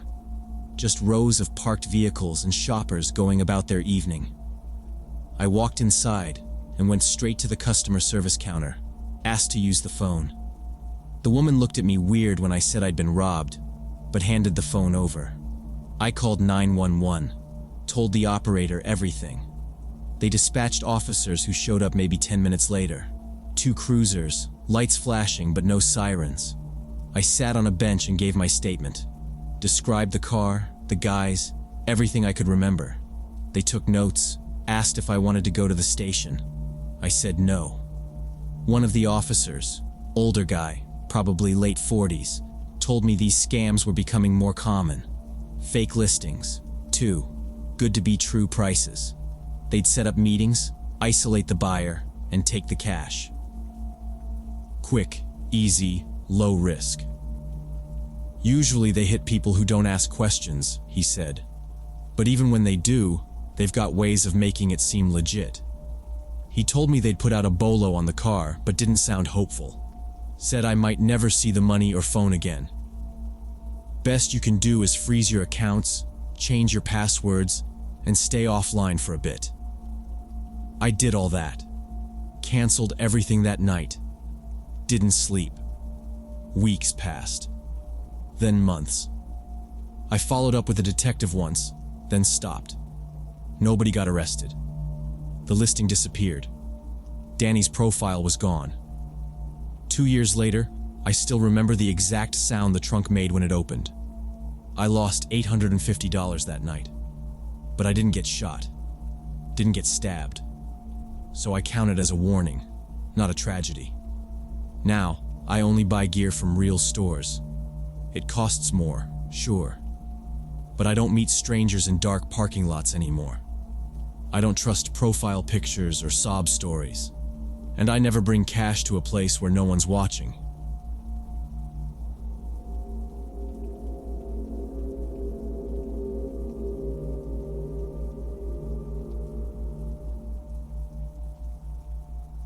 I was 29 and working as a mechanic in Colorado Springs. Nothing fancy, just a steady job that kept my bills paid. I liked the mountains, the open sky. Every few weekends I'd head out hiking or fishing.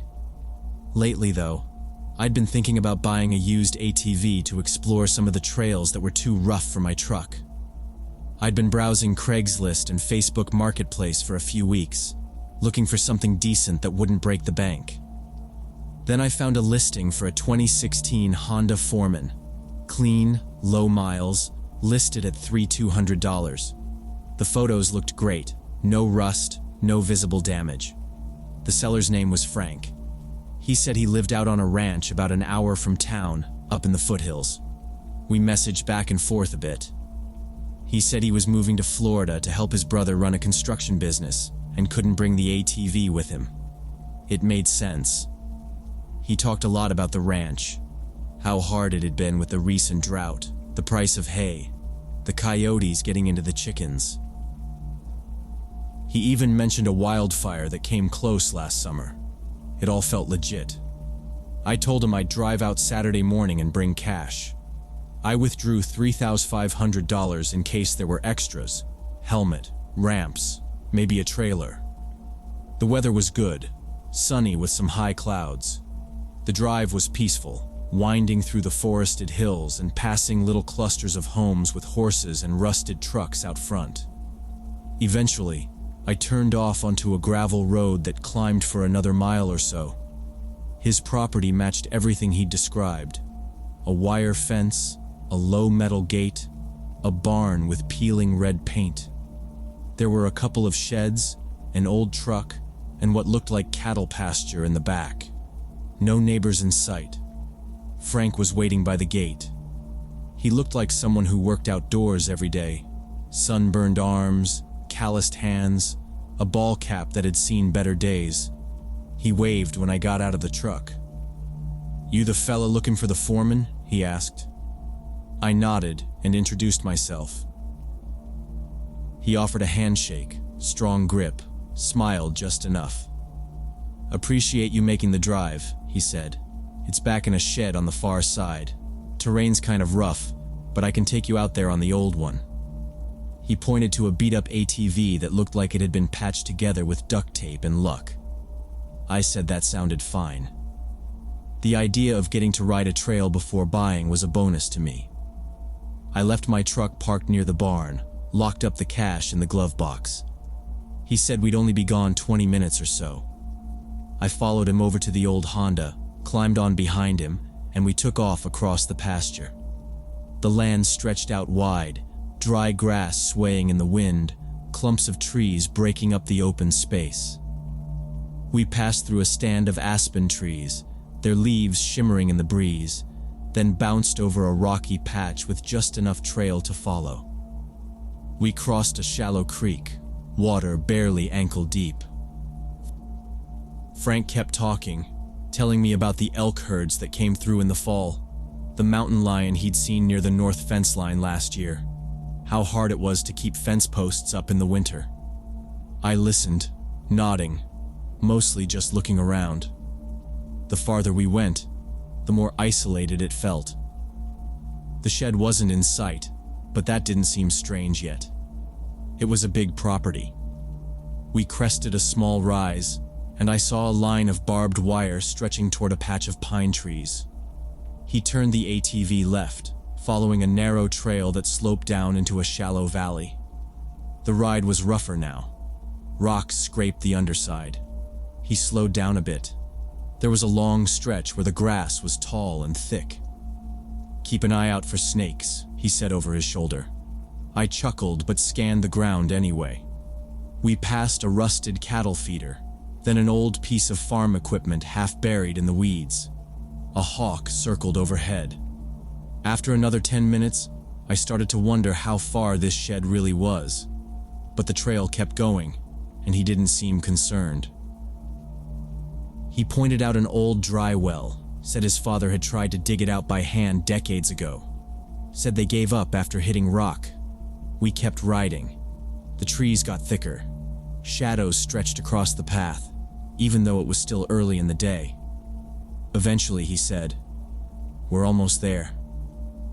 I could see a break in the trees ahead, something silver glinting in the sunlight. It looked like a roof.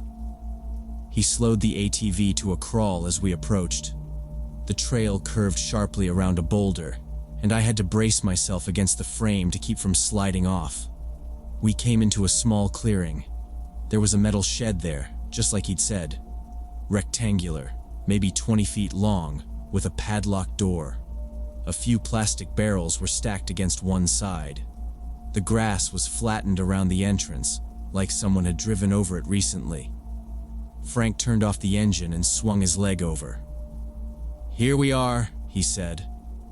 After about 30 minutes of riding, we were deep in the backcountry with no buildings or roads in sight. The air was still, no sounds except the engine and the occasional bird call. The trail had narrowed, just a rough line through the grass and low brush. Tree limbs hung lower here, and I had to duck a few times to avoid getting smacked in the face. The terrain had changed, rockier, with sudden dips and exposed roots that jostled the ATV hard. I started to get uneasy. I looked around and saw no fences, no signs, nothing man-made at all.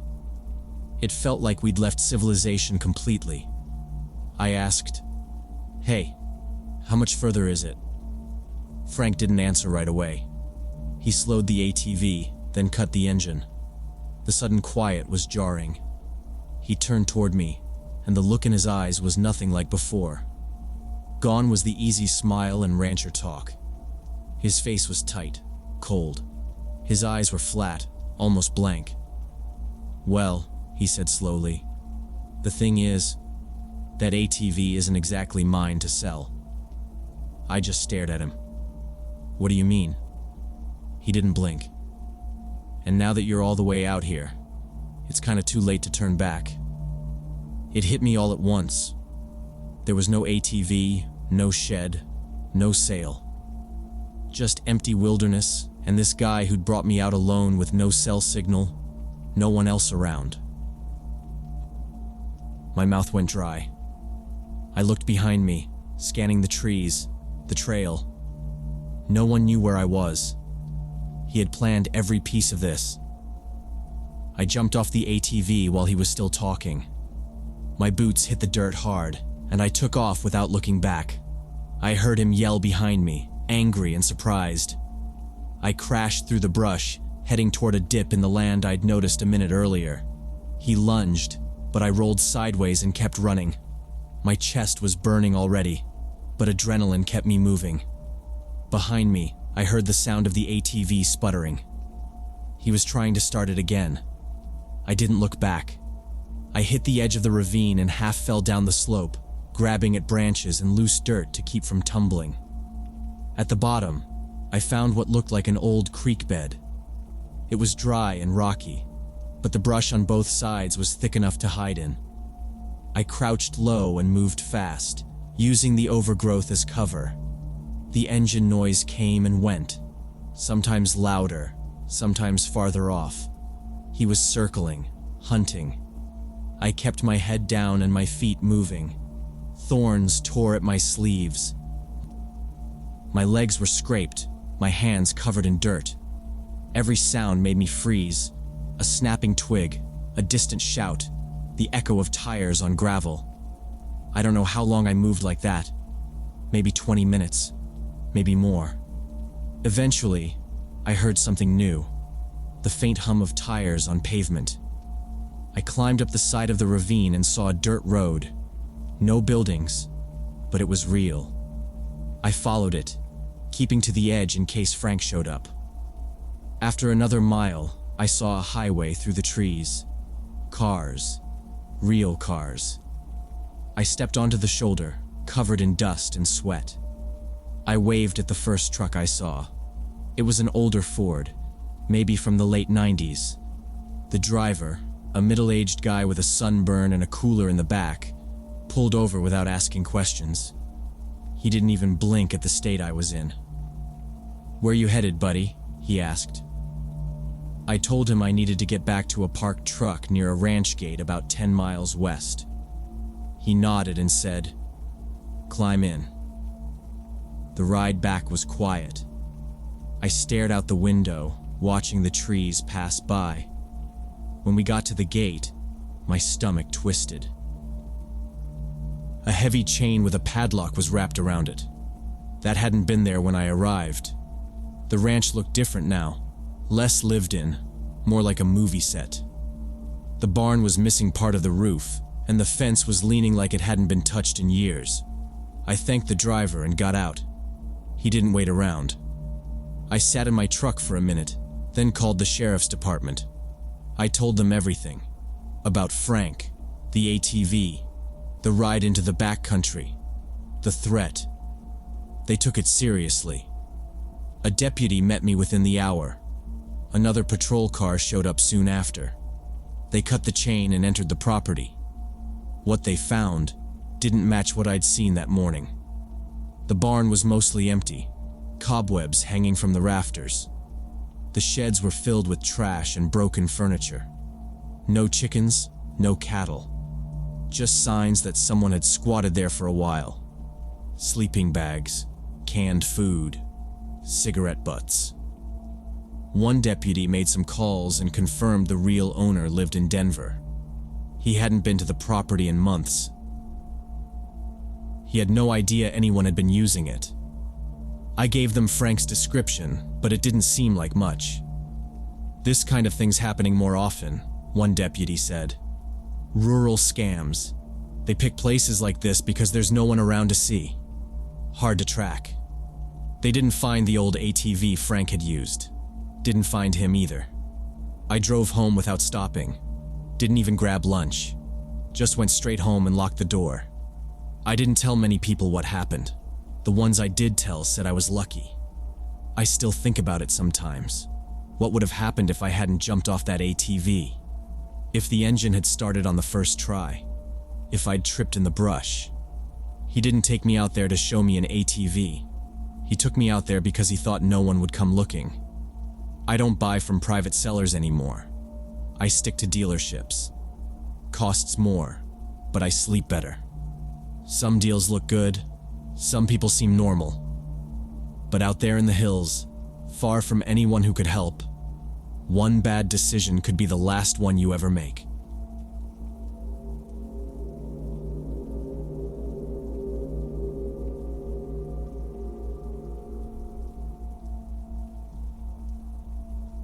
When I was 17, I was desperate to save up for college. My parents were helping, but I wanted some independence. I'd been applying for part-time jobs all month with no luck, mostly retail stuff that barely paid minimum wage. Then one night, scrolling through local listings, I found a babysitting ad that stood out. It offered $120 for just one evening of watching a 10-year-old girl. Most gigs paid like $40 for the same thing, so this seemed too good to ignore. The listing described the girl in a lot of detail: her height, hair color, even the kind of clothes she usually wore. It felt a little over the top, but I figured some parents are just like that.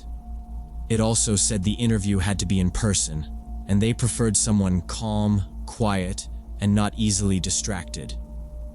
That sounded like a weird way to put it, but I needed the money. I called the number, and a man answered. His voice was calm, not creepy or anything, and he didn't say much beyond confirming the time. He scheduled me for that Saturday evening at 6:30 p.m., said I'd be doing a trial run, and gave me an address in the next town over. I wrote it down and didn't think much more about it. The house was in a neighborhood I didn't know well. Mostly older homes, spaced apart, lots of trees, quiet streets. I took the bus and walked the last few blocks. The house looked normal, maybe a little run down. One porch light was on. I rang the doorbell, and the man opened the door almost immediately. He was tall, maybe in his late 40s, with short, thinning hair and a button-up shirt tucked into jeans. He looked like someone's uncle, friendly, but tired. He opened the door just wide enough for me to enter, then locked it behind me as soon as I stepped in. He didn't smile, just walked me straight to the kitchen, pointing things out like he was in a hurry. He said, "All her food is in this cabinet. Nothing else, no snacks, no drinks from the fridge." I nodded and followed his movements. He opened the cabinet and showed me a few labeled containers, pre-packaged meals, applesauce, crackers, all sealed. He pointed to a list taped to the inside of the cabinet door. "Only these. No substitutions. She knows the rules." Then he led me down the hall to a bedroom. It looked more like a hospital room than a kid's room. Bare walls, a single bed, a small table with coloring books. No TV, no toys. Just a digital clock and a nightlight. He said, "Everything she needs is in here. Don't bring her into the living room. Don't let her use the kitchen or the bathroom alone. Just stay in this room with her." He talked fast, like he was reciting a checklist. I tried to ask something, but he cut me off. "She knows the routine. She goes to bed at 9:30. No exceptions." He tapped the emergency numbers list on the fridge when we walked back to the kitchen. "This is here if anything happens, but call me first. No one else. Always me first." He gave me a phone number again and said it out loud twice, like I didn't already have it saved. I started to get that feeling in my stomach, like something wasn't right, but nothing I could point to. Just too many rules. Too much control. Still, I kept nodding. He pulled out his keys, opened the back door instead of the front, and stepped out into the dark. Said he'd be back by midnight. I stood there for a second after he left, just listening. The house was dead silent. The girl's name was Chloe. She sat on the edge of the bed, swinging her legs and smiling like this was just another normal night. At first, she was polite. Asked me my name again, even though her dad had already introduced us. I told her and asked if she wanted to color or play a board game. She nodded but didn't move. Then she asked, "Do you have a boyfriend?" It caught me off guard, but I laughed it off and said no. She looked me in the eye, still smiling. "Do you kiss people? Like, when no one's watching?" I blinked. I asked if she wanted to draw instead. She got off the bed and grabbed a marker, but then she said, "One of the babysitters let me touch her here," and pointed to her chest. I froze. I didn't know how to respond. I said, "That's not a good thing to say, Chloe." She shrugged and went back to coloring. "It's just a game," she said. "We play games when Daddy leaves." "You want to play?" Her voice was flat, casual, like she was talking about a TV show. I stood up and told her we were just going to color. No games. She didn't argue, but after a few minutes, she started again. Another babysitter cried. I didn't like her. I asked what she meant, and she looked up at me. She told Daddy no, and then she never came back. I didn't say anything. I just kept coloring, even though my hands were shaking. Chloe went on describing things, detailed things, about past babysitters, things that didn't make sense for a kid to know, things no kid should even hear. She kept glancing at the door like she was expecting someone. I tried not to react, just told her it was time to start winding down for bed. She said, "You're nicer than the others. Maybe Daddy will keep you." That was the moment I started feeling physically sick. At 10 o'clock, I couldn't keep pretending. I stepped into the kitchen and pulled out my phone. I called the father's number. It went straight to voicemail. I left a message, trying to sound calm, just asking him to call me back as soon as possible.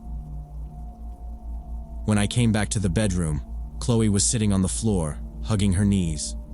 She looked up, and her face changed, like she knew what I'd done. "You called him, didn't you?" she said. I didn't answer. She started crying hard, saying, "Don't tell him. Please don't tell him. I didn't do anything wrong." I tried to comfort her, told her everything was okay, but she started rocking back and forth. "He gets mad when I talk too much," she said. I told her we'd just wait for her dad quietly, no more talking, just resting. We moved to the living room because I couldn't stay in that bedroom anymore. She sat on the couch and stared at the wall. Every now and then she mumbled to herself.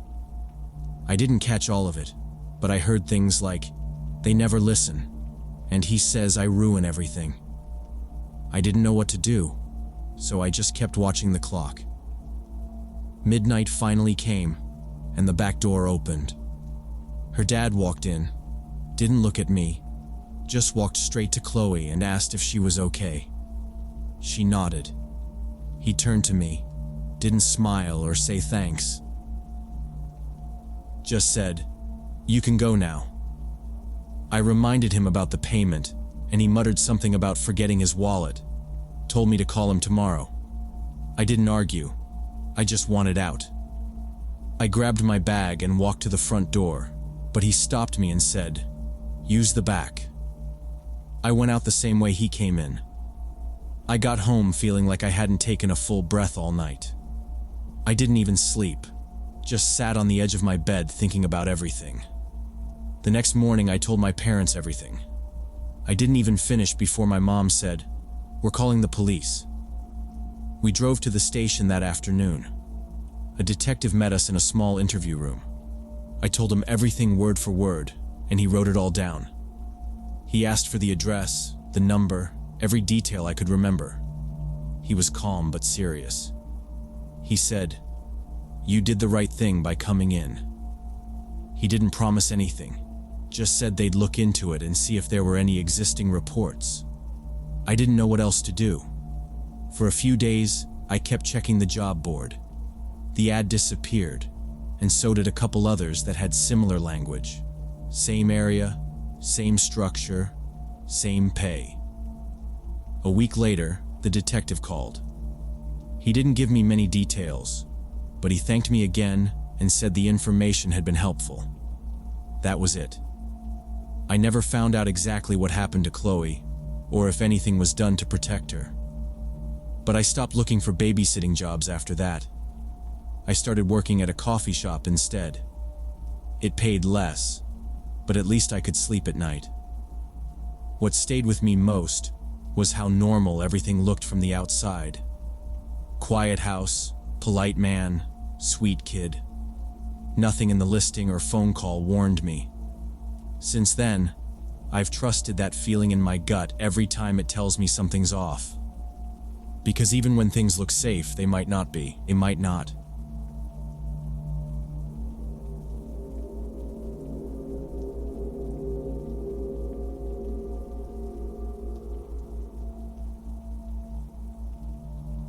Last summer, I saw a Craigslist post from someone giving away boxes of DVDs.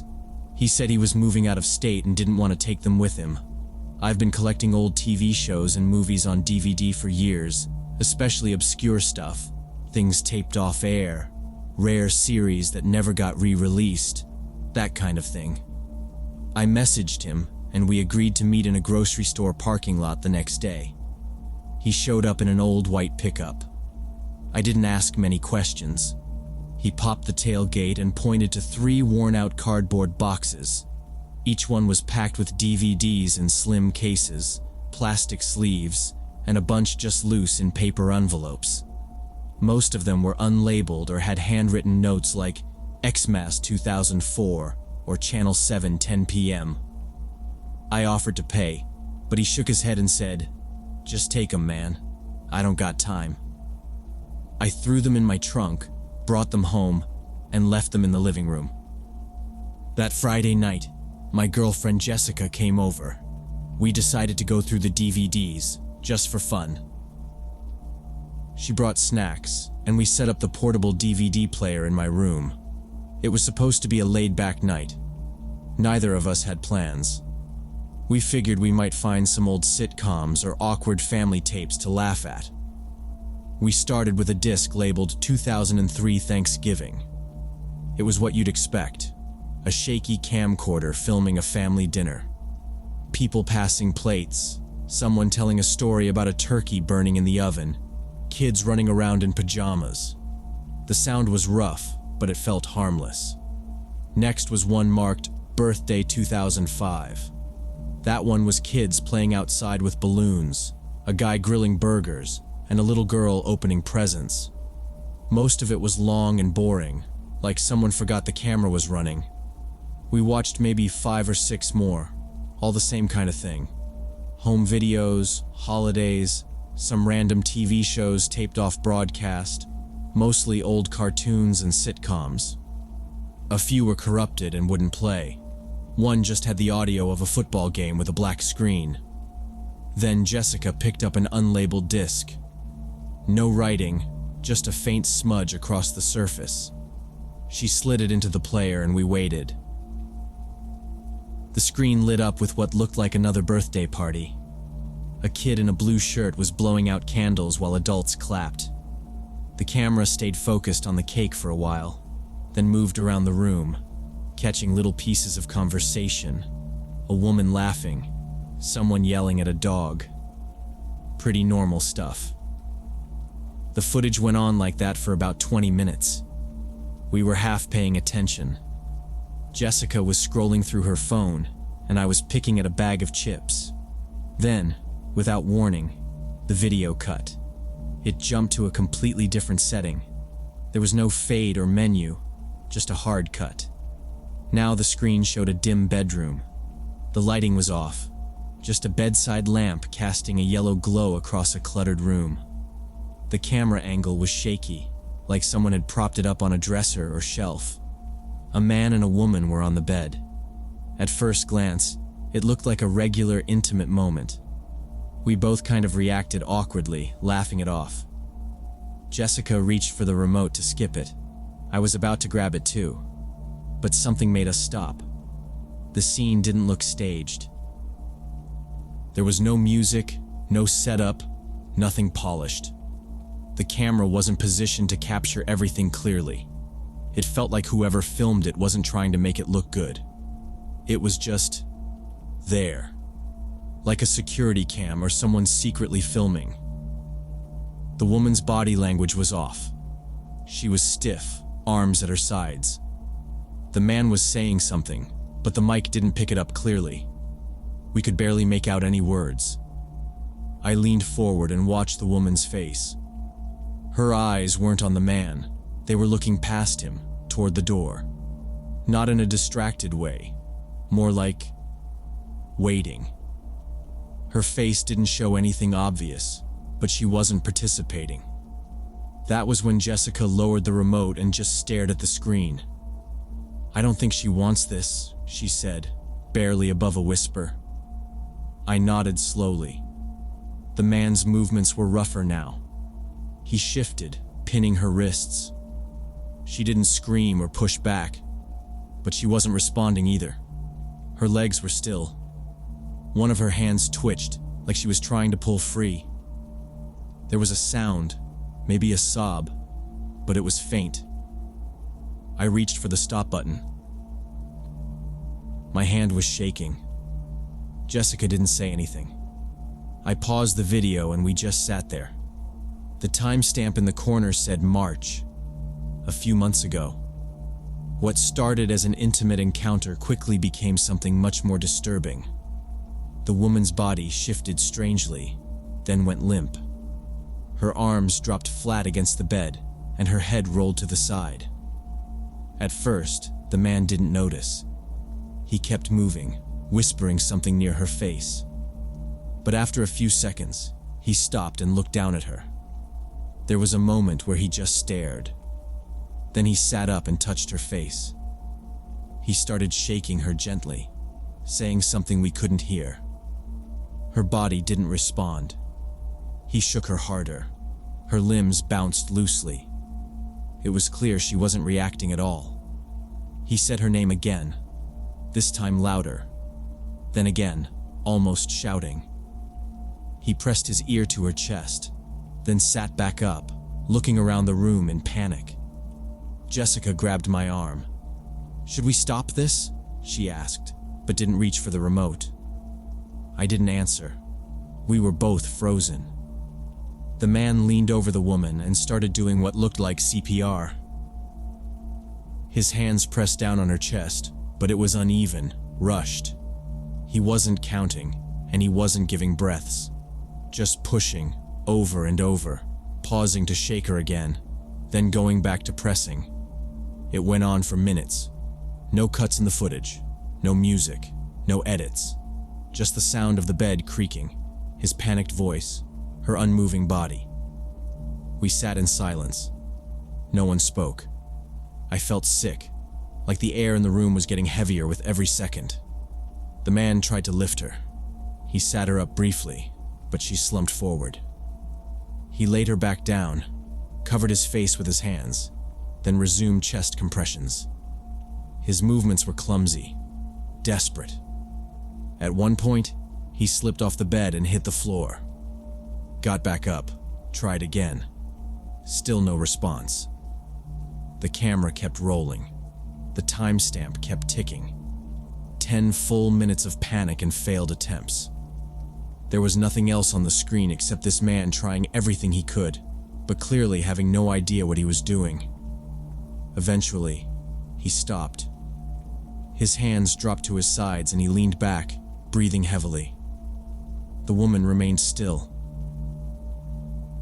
He sat on the edge of the bed, hunched over, hands in his hair. He was shaking, maybe crying. Then he pulled a phone from his pocket and began dialing. We couldn't hear anything from the call. He paced around the room, phone to his ear, moving in and out of the camera's view. Jessica started crying. "Please turn it off," she whispered. "Please." but I didn't move. Something in me needed to see what happened next. Maybe it was guilt or disbelief or some instinct to understand. I don't know, but I watched. The man kept calling. After one call, he walked into what looked like a hallway, then came back and stared at the woman on the bed. He didn't touch her again, just stood there. Another phone call, more pacing. His body moved like he was trapped. Tight circles, wringing his hands, leaning against walls. Jessica covered her face. I could feel her shaking beside me. I still didn't stop the video. It didn't feel like we were watching a video anymore. It felt like we were watching a man's life fall apart in real time. The recording finally ended with him still on the phone, standing near the doorway, mouth moving but silent.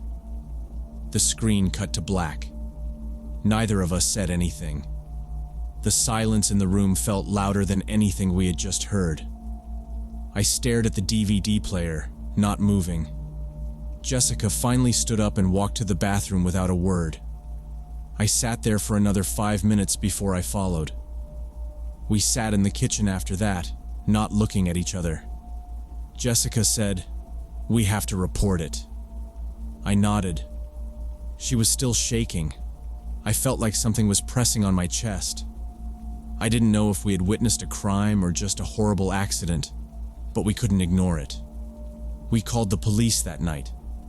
I told the dispatcher we had found a DVD with disturbing footage and wanted to hand it over. 2 officers showed up at our apartment around midnight. We gave them the disc and explained how we got it, how we found the video, everything we had seen. They took notes and asked us some basic questions. One of the officers looked visibly uncomfortable when we described the footage. He said we had done the right thing by reporting it, and that a detective would be assigned to investigate. They promised to keep us updated, but I never heard anything after that night. Jessica didn't sleep. She stayed up on the couch, lights on, staring at the wall. Over the next few days, she started jumping at every noise. She couldn't walk past the shelf where we kept the DVDs. She refused to touch any of them. By the end of the first week, she told me she was thinking about staying at her parents' house for a bit. I didn't argue. I helped pack her bags. 2 weeks later, she officially moved out. She said it wasn't just the video. It was the feeling she couldn't shake, like something dark had been left behind in our apartment. She didn't blame me, not directly, but she said it had changed how she saw everything. After she left, I boxed up the rest of the DVDs from the Craigslist pickup and threw them out. I didn't bother checking what was on the rest of them. I didn't want to know. I still collect DVDs, but only ones from stores, sealed, labeled. I don't touch anything used anymore. Sometimes doing the right thing costs more than you expect.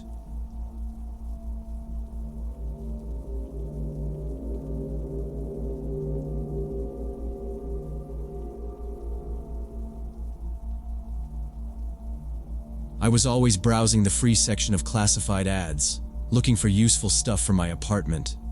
Being a college student meant I had to be creative about furnishing my place on zero budget. Sometimes people gave away chairs, old shelves, even TVs. Most of it was junk, but occasionally there was something good. One evening around 10 p.m., I saw an ad for a free gaming console. The post was only an hour old. It just said something like, "Free Xbox, moving out tonight, need it gone ASAP." There was a phone number and a first name, Samantha. I called right away. A woman picked up after 2 rings. She sounded in a hurry but polite. Said she was moving across the country for work the next morning and couldn't take most of her stuff. The console was already boxed up and ready. I asked if someone else had already taken it, and she said no, not yet, but she'd had a couple messages. I offered to come right away. She agreed, said to be quick, and gave me an address. It was in a rough part of town I didn't know well. Kind of out of the way. I checked the map. It was about 20 minutes by car. I figured getting there early gave me a better chance, so I grabbed my keys, threw on a hoodie, and left. The drive was uneventful. The city always felt quieter at night, and by the time I got into that neighborhood it was close to 11. It was mostly small one-story houses, older, with cracked driveways and sagging porches. A lot of them were dark. A few had porch lights on, but there weren't any people outside. I slowed down when I reached the address. The house was on the corner, kind of hidden behind an overgrown hedge. The number on the mailbox matched what she gave me. The house itself looked run down, paint peeling, part of the gutter hanging loose. There was one light on inside, near the back, and a dim porch light. No car in the driveway. I parked across the street, took a second to check the ad again, then got out. The street was silent. Even the bugs and birds were quiet. I crossed the road and went up the front walk. The porch creaked under my feet. Before I could knock, I heard a voice from inside. "Door's open. Just come in." It was a woman's voice, distant, coming from the back of the house. She sounded out of breath, like she was moving around. I hesitated.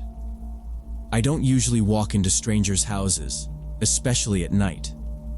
But she had mentioned on the phone that the front door was unlocked because she was packing and didn't want to keep running back and forth. She said to come in if she didn't answer the door. I grabbed the handle and turned it slowly. The door creaked open. The inside was dark, except for a faint yellow glow coming from a hallway to the left. I stepped in and closed the door behind me. "Hello?" I called out. "Yeah, back here," she answered. "Sorry, I'm in the kitchen. Boxes everywhere. Just come straight back." The air inside smelled a bit like old food and something faintly sour, like dirty laundry. I noticed the living room had a couple boxes stacked up and a couch covered in a blanket. A lamp in the corner was the only source of light. I walked slowly, my shoes sticking slightly to the floor in places. The carpet was worn down and stained. I passed a small dining area with a folding table and 2 chairs. The kitchen was just beyond that, but I couldn't see into it yet. She kept talking as I moved through the house. Her voice was constant, like she didn't want silence. "Sorry about the mess. I didn't think I'd get so many responses. I figured I'd give it to the first person who showed up. Glad you were fast." I stopped near the kitchen doorway. The light in there was much brighter than the rest of the house. I couldn't see her directly, but I could hear stuff shifting around, maybe boxes being pushed or stacked. "No problem," I said. "Thanks for offering it. Are you in the kitchen now?" "Yeah, just hang on, almost done here. I've got it on the counter. Just give me 1 sec." I stepped a little closer, stopping just before the doorway. The fridge was buzzing loudly, and I heard what sounded like something metallic clink against tile. She spoke again, louder this time. "Just come in." I took 1 step forward into the kitchen. The woman said the console was in the attic and asked if I could grab it myself. She said her back was messed up from lifting heavy boxes all day, and she couldn't manage the attic ladder. Her voice was calm, almost too calm, like she was reading from a script. She pointed me to a pull-down ladder in the hallway just off the kitchen. Said it was right there, and the attic opening would be obvious once I looked up. I stepped into the hallway and found the panel in the ceiling. The pull string hung down in the middle. I gave it a tug, and the ladder creaked open, folding down slowly. Dust fell as it extended. She said, "There's a flashlight at the top. Just grab it and feel around near the opening. It's in a small box marked Games. Should be right there, first thing you'll see." Still, she never showed her face. I'd been in the house for several minutes now, and she kept speaking from other rooms, her voice drifting between the kitchen and somewhere farther off. Something about it was off. Her directions were too specific, too prepared. I put my foot on the bottom rung and tested the ladder. It wobbled but held. The attic opening was a dark rectangle in the ceiling. I couldn't see anything past the edge. There was no light coming from inside. "You'll feel it right away," she called out again. "Top of the ladder. Flashlight should be to your left." I climbed up slowly, one step at a time. Each rung creaked under my weight. My head broke the plane of the ceiling and I could feel the air shift. Stale, warm, filled with dust. I reached the top and crouched to steady myself. I waved my hand around, feeling the floor, but no flashlight. Only wood and loose insulation. That's when I heard the sound. Footsteps. Not from below me, not from the hallway, but from inside the attic. Deliberate, slow movement. Not the groans of wood or a squirrel skittering. The weight and pace of a person trying not to be heard. I stopped breathing. My ears strained to locate it. The sound had come from ahead and slightly to the left. Whoever it was stopped walking the second I froze. They were waiting. I didn't speak, didn't call out. I just backed up, quietly shifted my weight back onto the ladder and started to descend, keeping my eyes on the darkness above. My heart thudded once, then again. My shoe slipped slightly on one rung, but I caught myself. I climbed down faster, skipping the last couple steps. I didn't say a word. The house was dead silent. I looked toward the kitchen. No movement, no sound, no more voice. I didn't bother closing the attic ladder. I turned, walked fast down the hallway, across the living room, and straight out the front door. Once outside, I didn't run. I sprinted, crossed the street in seconds, unlocked my car with trembling hands, and threw myself into the driver's seat. I locked the doors, started the engine, and drove. Tires squealed a little as I pulled away. I checked the rearview mirror twice but saw nothing. No figure, no one standing in the doorway, no lights turning on. The house stayed still. I didn't stop until I got back to a well-lit area near my apartment. I parked behind a gas station and sat for a while, just breathing. My hoodie was soaked in sweat. My hands were still shaking. The next morning, I went back to the classified ad to double-check everything. I remembered the name, the phone number, even the exact wording of the title. But the ad was gone. Deleted. Like it had never existed. I searched the site, tried to find cached versions or screenshots. Nothing. I hadn't saved anything because I didn't expect it to matter. I called the number she gave me. Disconnected. That's when I decided to file a report. I wasn't sure the police would take it seriously, but I didn't want to say nothing. I gave them the address, the time I was there, and the phone number from the ad. The officer who spoke to me was an older guy, maybe in his 50s. He listened carefully, asked for the exact timeline, and nodded a lot. When I was finished, he said, "You were lucky." I asked what he meant. He said these setups were becoming more common. People post fake giveaways to lure strangers to quiet houses. Sometimes it's robbery. Other times, it's worse. He didn't say it, but the way he looked at me made it clear. He said the house was already flagged from another report a few months earlier. Different story, different ad, same neighborhood, no arrests yet. He told me not to feel bad. They plan this stuff to feel normal until the last second, he said. I haven't picked up anything from online ads since then without backup. If I need furniture, I go with someone, always during the day. I never go into someone's house. I don't care what they're offering. Looking back, the warning signs were there. The too friendly voice, the constant directions, The fact that she never showed her face. The way she kept moving while I stood still. I trusted a stranger because she sounded polite and the ad looked real. That's all it took. Now I know better.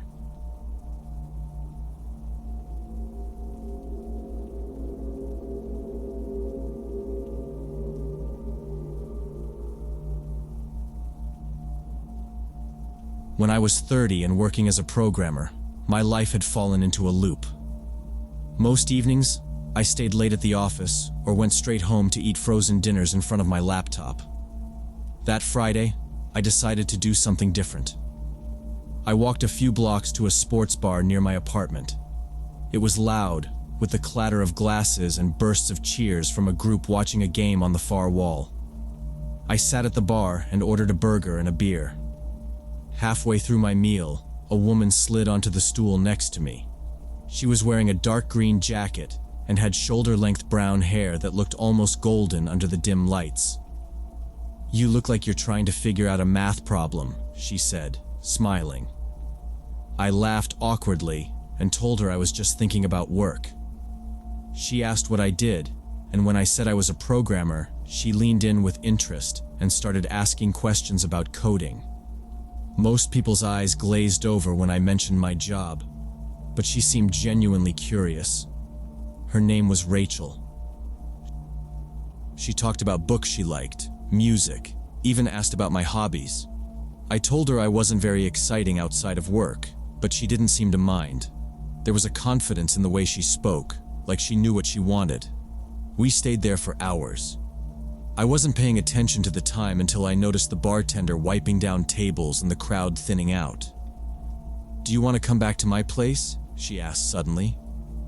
I said yes without thinking twice. Her apartment wasn't far, maybe a 10-minute walk. It was small but clean, with a faint vanilla smell. We drank more wine on her couch, and then one thing led to another. The night blurred into heat and shadows. When I woke up, the sunlight was bright through her thin curtains. The sheets were cool beside me. Rachel was gone. There was no sound of running water, no clinking dishes. I sat up and noticed her perfume still lingering on the pillow. I waited for a while, expecting her to come back with coffee or breakfast, but the apartment stayed silent. I walked into the small kitchen and saw nothing. No note, no trace of her. On my way out, I passed by the bar again and decided to stop in. The same bartender from last night was there, stacking bottles. "Hey," I said. "I was here last night with a woman. Brown hair, green jacket. Do you know if she comes in often?" He frowned. "I didn't see you with anyone. You were alone at the bar all night." I told him that wasn't possible, but he just shook his head and went back to work. For months, I couldn't stop thinking about Rachel. I replayed every detail of that night in my head. The way she spoke, the smell of her apartment, even the way her fingers tapped the glass while she talked. I went back to the bar a few times, asking different staff if they had seen her. Nobody remembered her. It was like she had never been there. I started going to the bar every Friday, sitting in the same spot where we met. Weeks turned into months. She never showed up. After 6 months, I felt stupid still thinking about her, but I couldn't let it go. Late one night, I opened a classifieds website and typed out a post in the missed connections section. I described the night we met, her name, the way she looked, and asked her to contact me if she happened to see it. I felt ridiculous posting it, but at the same time, there was this pull in my chest, like something had been left unfinished. A week later, I got an email with the subject line, "It's Rachel." She said she was sorry for leaving so suddenly and that she had been dealing with personal issues. She didn't explain, but she asked if I wanted to meet her again at the same bar. I stared at the message for a long time before typing back a quick reply. Yes. The following Friday, I sat at the bar, fingers tapping against my glass, scanning every face that walked through the door. When Rachel showed up at the bar, she looked exactly as I remembered her. Same brown hair, same confident smile. She walked straight toward me like no time had passed. "Hey," she said softly, sliding onto the stool beside me. "Hey," I replied, unsure whether to smile or to demand an explanation. "I'm sorry," she said before I could ask, "for disappearing. Things got complicated." She didn't elaborate, and I didn't press her. Something about the way she looked at me made it hard to stay angry. We ordered drinks and talked like we had that first night. She asked about my work, my apartment, even my routines. What time I usually left for the office, where I liked to eat lunch, what I did on weekends. She laughed more than I remembered. Her laugh was easy, warm. It made the air between us feel lighter. For a moment, I let myself believe we were picking up where we left off. After a couple of hours, she leaned in and said, "Do you want to go somewhere quieter? My place is just a few blocks away." I hesitated for only a second before nodding. "Great," she said, standing and grabbing her purse. "I drove here. I'll give you a ride." We walked out together. The air was cool, the streets quieter now. She unlocked a black sedan and held the passenger door open for me. "Chivalry isn't dead," I joked. She smiled faintly, but didn't say anything. I got in. As I settled into the seat, pulling the door shut, I felt something hard and cold press against the back of my neck. "Don't move," a man's voice said from the back seat. "Stay calm. Don't turn around." I froze. My hands gripped my knees. Rachel got in and started the car without a word. "Wallet, phone, jewelry, if you're wearing any. Hand them back, slow." I fumbled for my wallet and phone, passing them backward. My mouth was dry, and I felt my pulse pounding in my ears. The man rifled through my wallet. PIN numbers, for every card. I hesitated. He jabbed the metal harder into my neck. "Now, or I swear I'll put a hole in you." I choked out the numbers. He repeated them back to me, slow and deliberate. Rachel kept her eyes on the road, her knuckles tight on the steering wheel. They drove to an ATM a few blocks away. The man pressed something sharp against my ribs as he leaned forward. "Get out. Withdraw the max.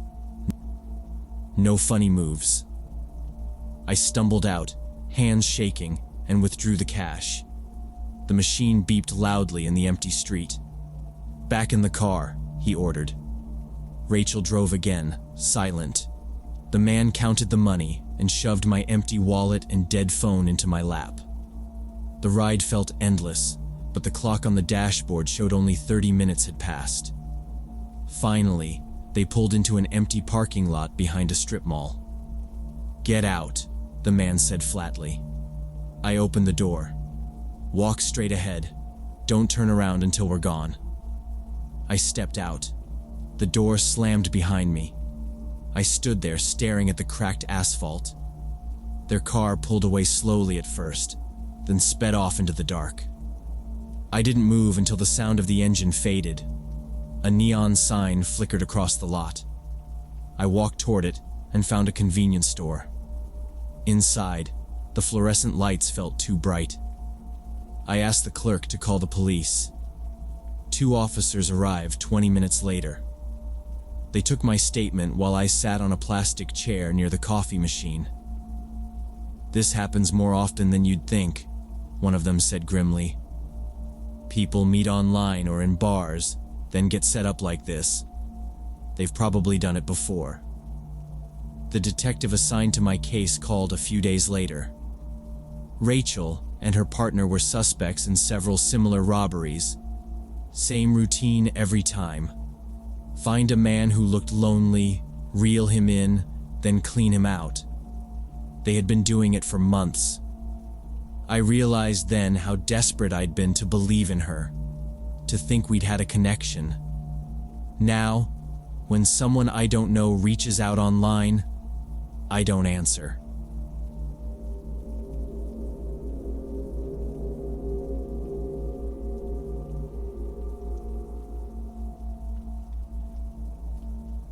When my daughter Emma turned 7, she started begging for a bike like her friends had. Every time we walked past the park, she'd point at the kids riding in circles and say, "Dad, I could go that fast too if I had one." I told her we'd look into it, but deep down, I knew brand new bikes weren't cheap. I stopped by a big box store after work one evening and checked the kids' bikes aisle. The ones her size were all around $200, some even more. The colors were bright, the tires still smelled like rubber, and they all had price tags dangling from the handlebars that made my chest tighten a little. $200 for something she might outgrow in a year felt steep. I left without buying anything. That night, after Emma went to bed, I started browsing online classifieds on my phone. There were plenty of bikes, but most looked like junk. Rusty chains, bent wheels, peeling paint. Then I scrolled past a posting that caught my eye. It was from a guy named Steve. The photos showed a pink and white bike that looked almost brand new. The seat was clean, the tires looked barely used, and even the stickers on the frame weren't peeling. The post said his son, probably meant daughter I figured, barely rode it before moving to his grandmother's house. He wanted $85. I messaged him, asking if it was still available. He responded within minutes. "Yeah, still got it. Want to meet tomorrow?" I suggested a parking lot near the mall since it was public and close to my work. He agreed. The next evening, I told Emma we might have a surprise for her soon and loaded her booster seat into the back of my car. I drove out to the parking lot after work. Steve was already there, leaning against the back of a gray SUV. The bike was propped up beside him. In person, it looked just as pristine as the photos. No rust, no dirt on the tires, not even scuffs on the pedals. "You must be Steve," I said as I got out. "Yeah," he said, nodding. He was mid-30s, maybe early 40s, with short hair and a bit of stubble. He wore a faded jacket and kept his hands in his pockets. "Here's the bike. You can check it out." I crouched to inspect it more closely. The tires still had those little rubber nubs that wear off after the first few rides. The chain looked oiled, and the seat didn't even have any cracks in the plastic. "How old's the bike?" I asked. "Couple months. My kid rode it maybe 3 times before going to stay with his grandma. Didn't want to bring it over there." "It really does look new," I said. He gave a quick nod. "Yeah, you're getting a good deal." Something felt off about the whole transaction, but I couldn't put my finger on what. Steve seemed a little too eager to get rid of the bike. He kept glancing at his phone, unlocking it, tapping something, then shoving it back into his pocket. "Do you have the original receipt or maybe warranty info for it?" I asked. He shook his head. "Nah, tossed all that when we moved. Didn't think we'd need it." I ran my hand along the frame and noticed a few tiny scratches near the back wheel that weren't visible in the photos. "These weren't in the pictures," I said, pointing at them. Steve leaned over, glanced quickly, and shrugged. "Ah, my kid's a little clumsy. Must have tipped it over in the driveway." I stayed crouched, staring at the scratches. They weren't deep, but they were there. "You know what?" Steve said suddenly.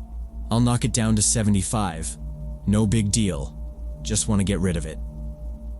Kids always scratch up their bikes anyway, I thought. It wasn't like Emma would care about a couple of marks. "That's fine," I said. Steve pulled his hands from his pockets and rubbed them together like he was relieved. "Great. 75. Deal." I took out my wallet and handed him the bills. He counted them fast, then stuffed them in his jacket. "Thanks, man," he said. "Hope your kid enjoys it." I nodded, grabbed the bike, and wheeled it toward my car. It was lighter than I expected, I popped the trunk and lifted it in, making sure it didn't scuff up the inside. Emma was thrilled with her new bike and rode it around our neighborhood every day after school. She gave it a name, Rosie, and talked about it like it was a friend. By the end of the first week, she could already ride without wobbling, and by the second week, she was keeping up with the older kids on the block. She'd zip past our driveway with her hair flying behind her, shouting, "Watch this, Dad," as she tried little jumps off the curb. I kept an eye on her from the porch most evenings while finishing up emails or talking with neighbors. About 3 weeks after I bought it, I noticed something different. She was pedaling unevenly, like one leg had to push harder. I waved her over and asked if something was wrong. She said, "The left pedal feels kind of weird sometimes, like it wants to fall off." I crouched down and grabbed it. Sure enough, it had a tiny bit of wiggle, just enough to notice if you were the one riding it. The bolt seemed snug when I gave it a twist, and I couldn't see anything obviously broken. I told her to be careful and that I'd get it looked at soon. Life got busy. Between work and helping my brother move, I didn't make it to the bike shop that week. But the pedal held up, and Emma didn't complain again. She kept riding it to school, around the block, even took it with us to the park on weekends. Everything seemed fine. One afternoon, about a week later, I was inside the house when I heard her scream. Not just a kid's whine or a scraped knee kind of yell. This one was sharp, fast, and cut through everything. I dropped my coffee and ran outside. She was sprawled on the pavement halfway down our street, curled around her leg. Blood was streaming down her shin, pooling fast on the blacktop. Her friend Ava stood nearby, crying and yelling for help. I sprinted over, and when I saw the pedal lying a few feet away and the torn skin on Emma's leg, I knew something had gone really wrong. The left pedal had snapped completely off at the crank, leaving a jagged metal stub. That edge had torn through her leg just below the knee. I lifted her up gently, pressing my hand to the wound. She didn't even scream again, just kept her face pressed into my chest, shaking. I didn't waste time. I drove her straight to the emergency room, one hand on the wheel, the other reaching back to hold her hand. They took us in fast after seeing all the blood. A nurse cleaned the cut and called the surgeon. The doctor said she needed 15 stitches. He showed me the x-ray and said the metal had come close, too close, to slicing an artery. Another inch, and it might have been life-threatening. While we waited, I stepped into the hallway and called Steve. I wanted to know where the hell he got that bike from. The number didn't even ring, just went straight to a recorded message. "This number is no longer in service." I checked the old message thread from the classified site. It was gone.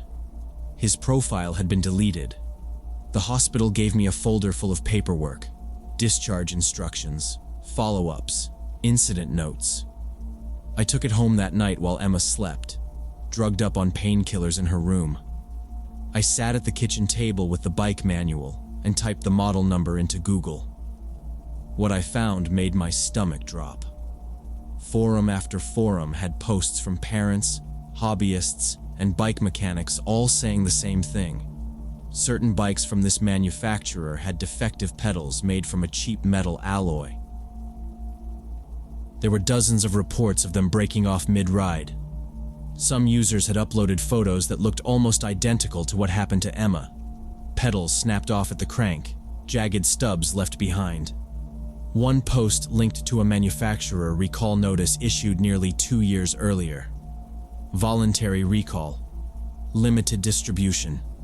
No way to enforce it once the bikes were sold again. I wasn't done. The next day, I called a lawyer. I told him everything. When I bought the bike, what happened, what I'd found online. He asked for any proof I had. I sent him the screenshots, the hospital documents, and the photo I took of the broken pedal. He got back to me after a few days and said he'd been able to pull up some archived records from the classified site. Even though Steve's profile was deleted, Turns out Steve wasn't just some dad getting rid of his kid's stuff. He'd been selling recalled bikes for months. We found 4 different listings under slightly different names, all linked to the same burner email address. Each one showed a different bike, but used nearly identical phrasing. Barely used, kid moved away, great condition. He was buying them cheap from garage sales and flipping them online. We could have gone to court, but my lawyer advised we settle. The case was solid, and the threat of going public seemed to push Steve's hand. Through his lawyer, he agreed to a settlement, $3,200. That covered Emma's medical bills, follow-up appointments, and all my legal fees. It wasn't life-changing money, but it made things right. I used some of it to buy Emma a new bike, from a reputable dealer, with real warranty papers and a proper safety inspection before she ever sat on it. She was nervous at first, but eventually started riding again. Now, whenever I see a used listing online that seems too perfect, too cheap, too easy, I walk away. I don't care if it looks brand new or if the seller says they just want to get rid of it. If I'm buying something for my kid, I research it first. Every time.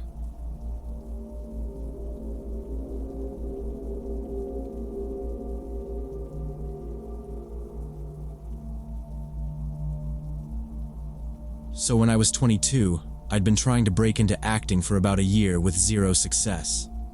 Most days I'd wake up around 7, throw on the same pair of black jeans and a hoodie, and head to the coffee shop where I worked 6-hour shifts. Between making lattes and wiping down counters, I scrolled through casting websites on my phone during my breaks. Every listing seemed to require an agent, and I didn't have one. The rare ones that didn't were usually for unpaid student films or background work that went nowhere. One Thursday afternoon, after my shift, I sat at a corner table and refreshed the listings for the 5th time that day. That's when I saw it, a posting for a local commercial. The ad said they were looking for someone with a natural girl-next-door look for a furniture store campaign. It didn't require representation, just a headshot and basic stats. It felt like the first thing I'd seen in months that I might actually fit. I wasn't the glamorous type, no sharp cheekbones or runway height, but I thought I could pull off approachable. The contact was listed as Steve Morrison from Morrison Casting. I hadn't heard of them before, but I figured maybe it was a new agency or a small independent guy. Either way, I didn't have much to lose. I sent an email with 2 of the best photos I had, ones my roommate had taken against a blank wall with her iPhone. I wrote a short paragraph about my height, weight, and that I was eager to gain experience. I didn't expect much. Most of the time, emails like that disappeared into the void. I packed up my bag, caught the bus home, and by the time I walked through my apartment door, my phone buzzed with a new notification. Steve had responded within the hour. The email was short, but professional. He said thanks for reaching out, asked for a few more photos if I had them, and confirmed my height and weight. He also asked how long I'd been in the city and what experience I had so far. When I replied and mentioned I was new to the business, he said he liked working with fresh faces because they brought something authentic to the screen. It felt encouraging, like maybe this wasn't just another dead end. We set up a meeting for the following Tuesday at his office. He said we'd go over the concept, shoot a quick test video, and see if I was a good fit. I marked it on my calendar in red pen and spent the next few days cycling through my limited wardrobe, trying to figure out what would look best on camera. On Monday afternoon, I got a call from an unknown number. It was Steve. His voice was friendly, but a little rushed, like he was juggling too many things at once. He said there was a plumbing issue in his building, and the office would be closed for a few days. "I don't want to delay your audition," he said. "I've got all the casting materials here at my place. Would you be comfortable coming by tomorrow evening instead? We'll keep it quick." I hesitated. Meeting at someone's apartment wasn't normal, even I knew that. But he didn't sound pushy. He said it like it was the only option, like this was just how things had to be. I didn't want to lose the opportunity. I'd already told everyone at work about the audition. "Sure," I said after a beat. "Great," he replied. "I'll text you my address. Apartment 3B. Tomorrow around 6 work for you?" "Yeah, that's fine," I said. A few seconds later, my phone buzzed with his text. 1258 Grove Street, Apt 3B. "Call me when you're downstairs so I can buzz you in." I stared at the message for a while, then saved the address in my notes app. The apartment building was in a decent neighborhood, which reassured me a little. It wasn't upscale, but it didn't feel sketchy either. Just a quiet street with rows of brick buildings and trimmed hedges. I stood outside for a moment, checking the address again before calling Steve. He answered right away and buzzed me in. The hallway smelled faintly like cleaning products and old carpet. I climbed to the 3rd floor and found apartment 3B at the end of the corridor. Steve opened the door almost immediately after I knocked. He seemed normal enough, though he was older than I expected, maybe in his late 40s, with thinning hair and wire-rimmed glasses. He smiled, shook my hand, and stepped aside to let me in. "Thanks for coming. Sorry about the office situation," he said. His apartment looked like he'd tried to make it feel professional. The living room was cleared out, with a camera on a tripod and 2 bright lights pointing toward a blank wall. A folding chair sat in front of the setup. A small desk in the corner was cluttered with papers and notebooks. "Can I get you some water?" he asked. "Sure," I said, setting my bag down near the door. He handed me a bottle from the fridge and gestured to the chair in front of the camera. "So tell me about yourself. What got you into acting?" I talked briefly about college theater and how I'd moved to the city a year ago to try and make it. He nodded, scribbling notes on a pad as I spoke. But then his questions started shifting. He asked where I worked, what school I'd attended, what my daily routine looked like. He wanted to know if I lived alone and how often I went out at night. "I have roommates," I said, keeping my answers vague. He smiled like that was the right answer and jotted something down. The whole thing felt more like an interview for a dating service than an audition. I took a sip of water and shifted in my seat, trying to act relaxed, but my fingers tightened around the bottle. Steve handed me a printed script. "Why don't you take a minute to look this over?" he said. I flipped through the pages, but before I could start reading, he interrupted with another question. "So, do you have family in the area?"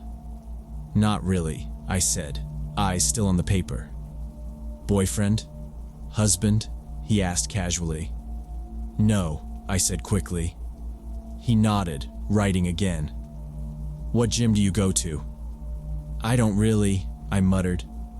When I finally started reading the lines, I noticed he wasn't even looking at me. He kept his head down, scribbling notes. He didn't ask me to slate my name or do any movement exercises, none of the usual stuff I'd seen at other auditions. His questions were still circling in my head, and I struggled to focus on the words.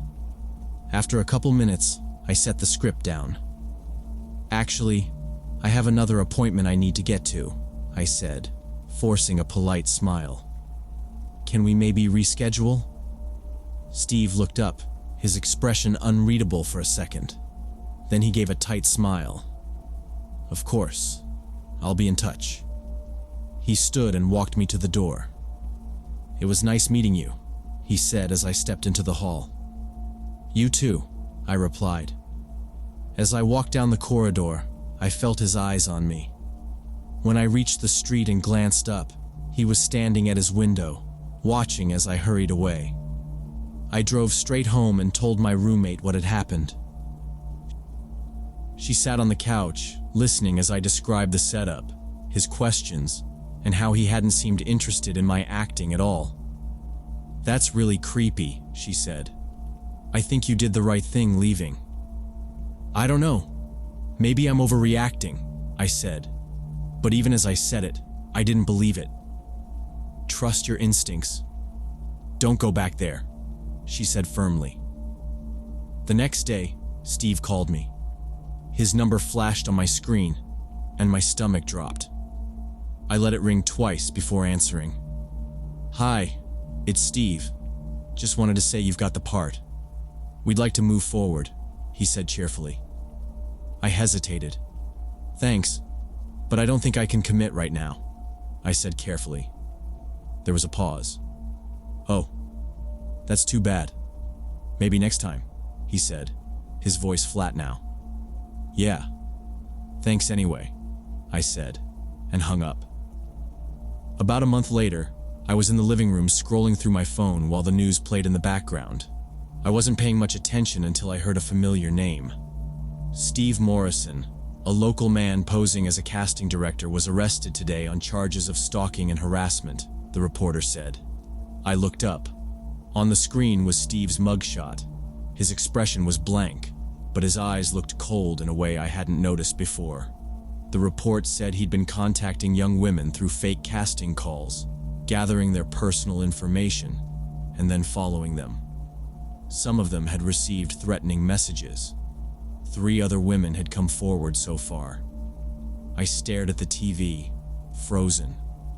I realized how close I'd come to being one of his victims.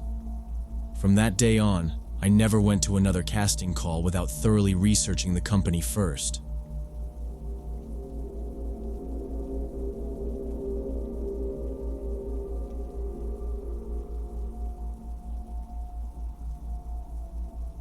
I was working as a computer repair technician and buying broken laptops on the side to fix and resell.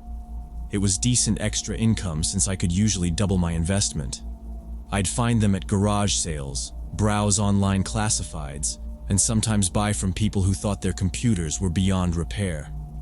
Most of the time it was something simple like a bad hard drive or corrupted software. I had a routine: wipe the drives clean, install a fresh operating system, and sell them off for a profit. This particular laptop came from an estate sale after an elderly man passed away. His family was selling off his belongings and didn't seem to know much about the computer. They just wanted $25 for it, so I paid in cash and brought it home. The machine wasn't anything special. An older Dell, dusty and with a few scratches, but the screen wasn't cracked and the keyboard seemed fine. I plugged it in at my workbench and let it charge while I went to make a sandwich. When I came back, the charging light was on, so I pressed the power button. It took longer than usual, but it booted up fine. Windows 7. The desktop background was a stock photo of a field of flowers, and there were several random icons scattered around. The system was crawling. It took nearly 2 minutes just to open the control panel.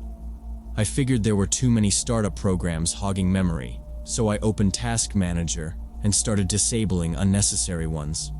Then I checked the storage. The drive was almost full, which was odd for someone who probably wasn't tech-savvy. I opened the main directories to see what could be deleted.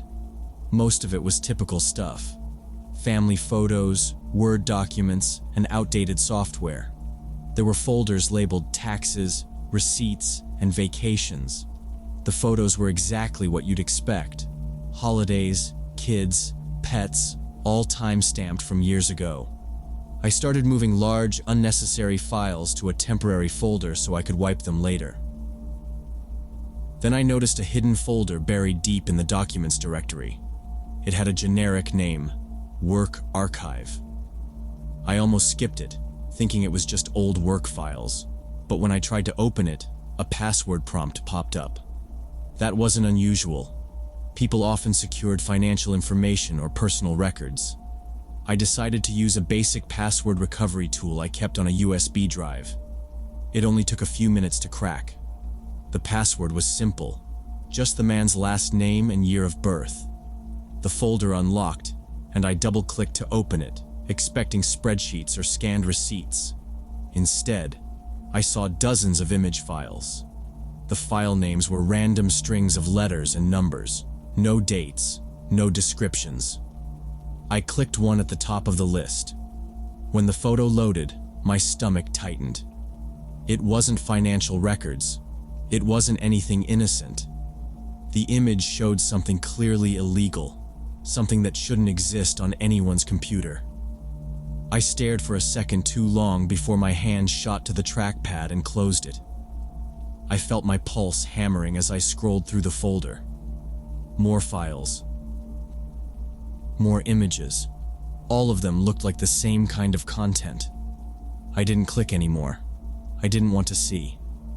I slammed the laptop shut and sat back in my chair.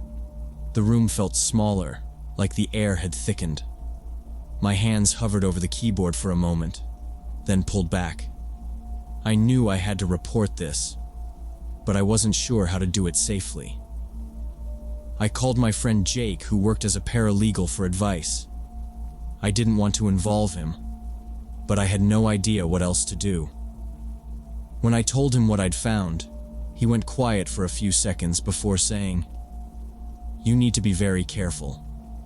Possession of that stuff is a serious felony, even if you found it by accident. Just having it on your property could get you arrested." I felt my stomach sink even further. I asked him what I should do, and he said we needed to look up the proper way to handle it. We spent the next hour on the phone, reading state laws and forums. Everything we found said to contact law enforcement immediately, but Jake warned me, "Look, being the guy who found it doesn't always help. Cops might still see you as suspicious. People have been charged in situations like this." The thought of being dragged into something so vile made my chest tight. Jake suggested reporting it anonymously, so my name wouldn't get tied to the case. "Drop it off at the police station with a note," he said. "That way they get it, and you don't have to explain why it was in your house." It sounded like the safest way to protect myself while still doing the right thing. The next morning, I put the laptop in a plain cardboard box and sealed it with packing tape. I typed out a letter on my home printer explaining that I'd purchased the laptop at an estate sale and discovered the illegal content while trying to refurbish it. I didn't include my name or any contact info, just the facts about where I'd gotten it and what was inside.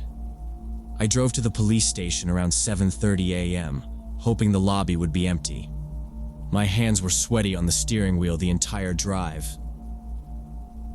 When I got there, only one person was sitting on a bench, scrolling through their phone. I carried the box inside, walked up to the front desk, and placed it carefully on the counter. I didn't wait for anyone to notice me. I turned around and walked out as calmly as I could. My heart was pounding hard, but I felt like I'd done the responsible thing. Back in my car, I sat for a moment and breathed out slowly, thinking the whole nightmare was finally out of my hands. A week later, 2 detectives showed up at my repair shop. One of them flashed a badge and asked if we could talk in private. My stomach dropped instantly. We went into the back room, and I tried to keep my voice steady. "Do you know why we're here?" one of them asked. "No," I said, even though I already had a good idea. He pulled out a printout of a grainy photo from a security camera. It showed me, plain as day, walking into the police station with the box. "We've been reviewing security footage," he said. "You left a laptop containing illegal material. Care to explain?" I told them everything. How I'd bought the laptop at an estate sale, found the folder, panicked, and decided to drop it off anonymously. They didn't look convinced. "You understand how this looks, right?" the other detective said. "People don't usually go to these lengths unless they have something to hide." Despite my explanations, the prosecutor decided to charge me with possession and distribution. They said because the laptop was in my possession and I'd accessed the files, it counted as an offense. Even the estate sale receipt I'd saved didn't help much. It just confirmed I had the computer. My court-appointed lawyer told me these cases were nearly impossible to fight. "The evidence was found in your possession," he said. "That's all they need." The judge set bail at $40,000, which my family couldn't afford. I was sent to county jail to wait for my case to go to trial. The 8 months I spent locked up were some of the longest of my life. My small repair business collapsed while I was inside. Friends stopped calling. My name floated around in whispers, and people assumed the worst. Finally, my lawyer managed to track down security footage from the estate sale showing me purchasing the laptop. He also got the family to testify that they'd sold it to me as part of the estate clearance. After that, the charges were dropped. But it didn't feel like a victory. By the time I walked out of the courthouse, my reputation was wrecked. The business I'd built for years was gone. I learned that sometimes trying to do the right thing can ruin your life.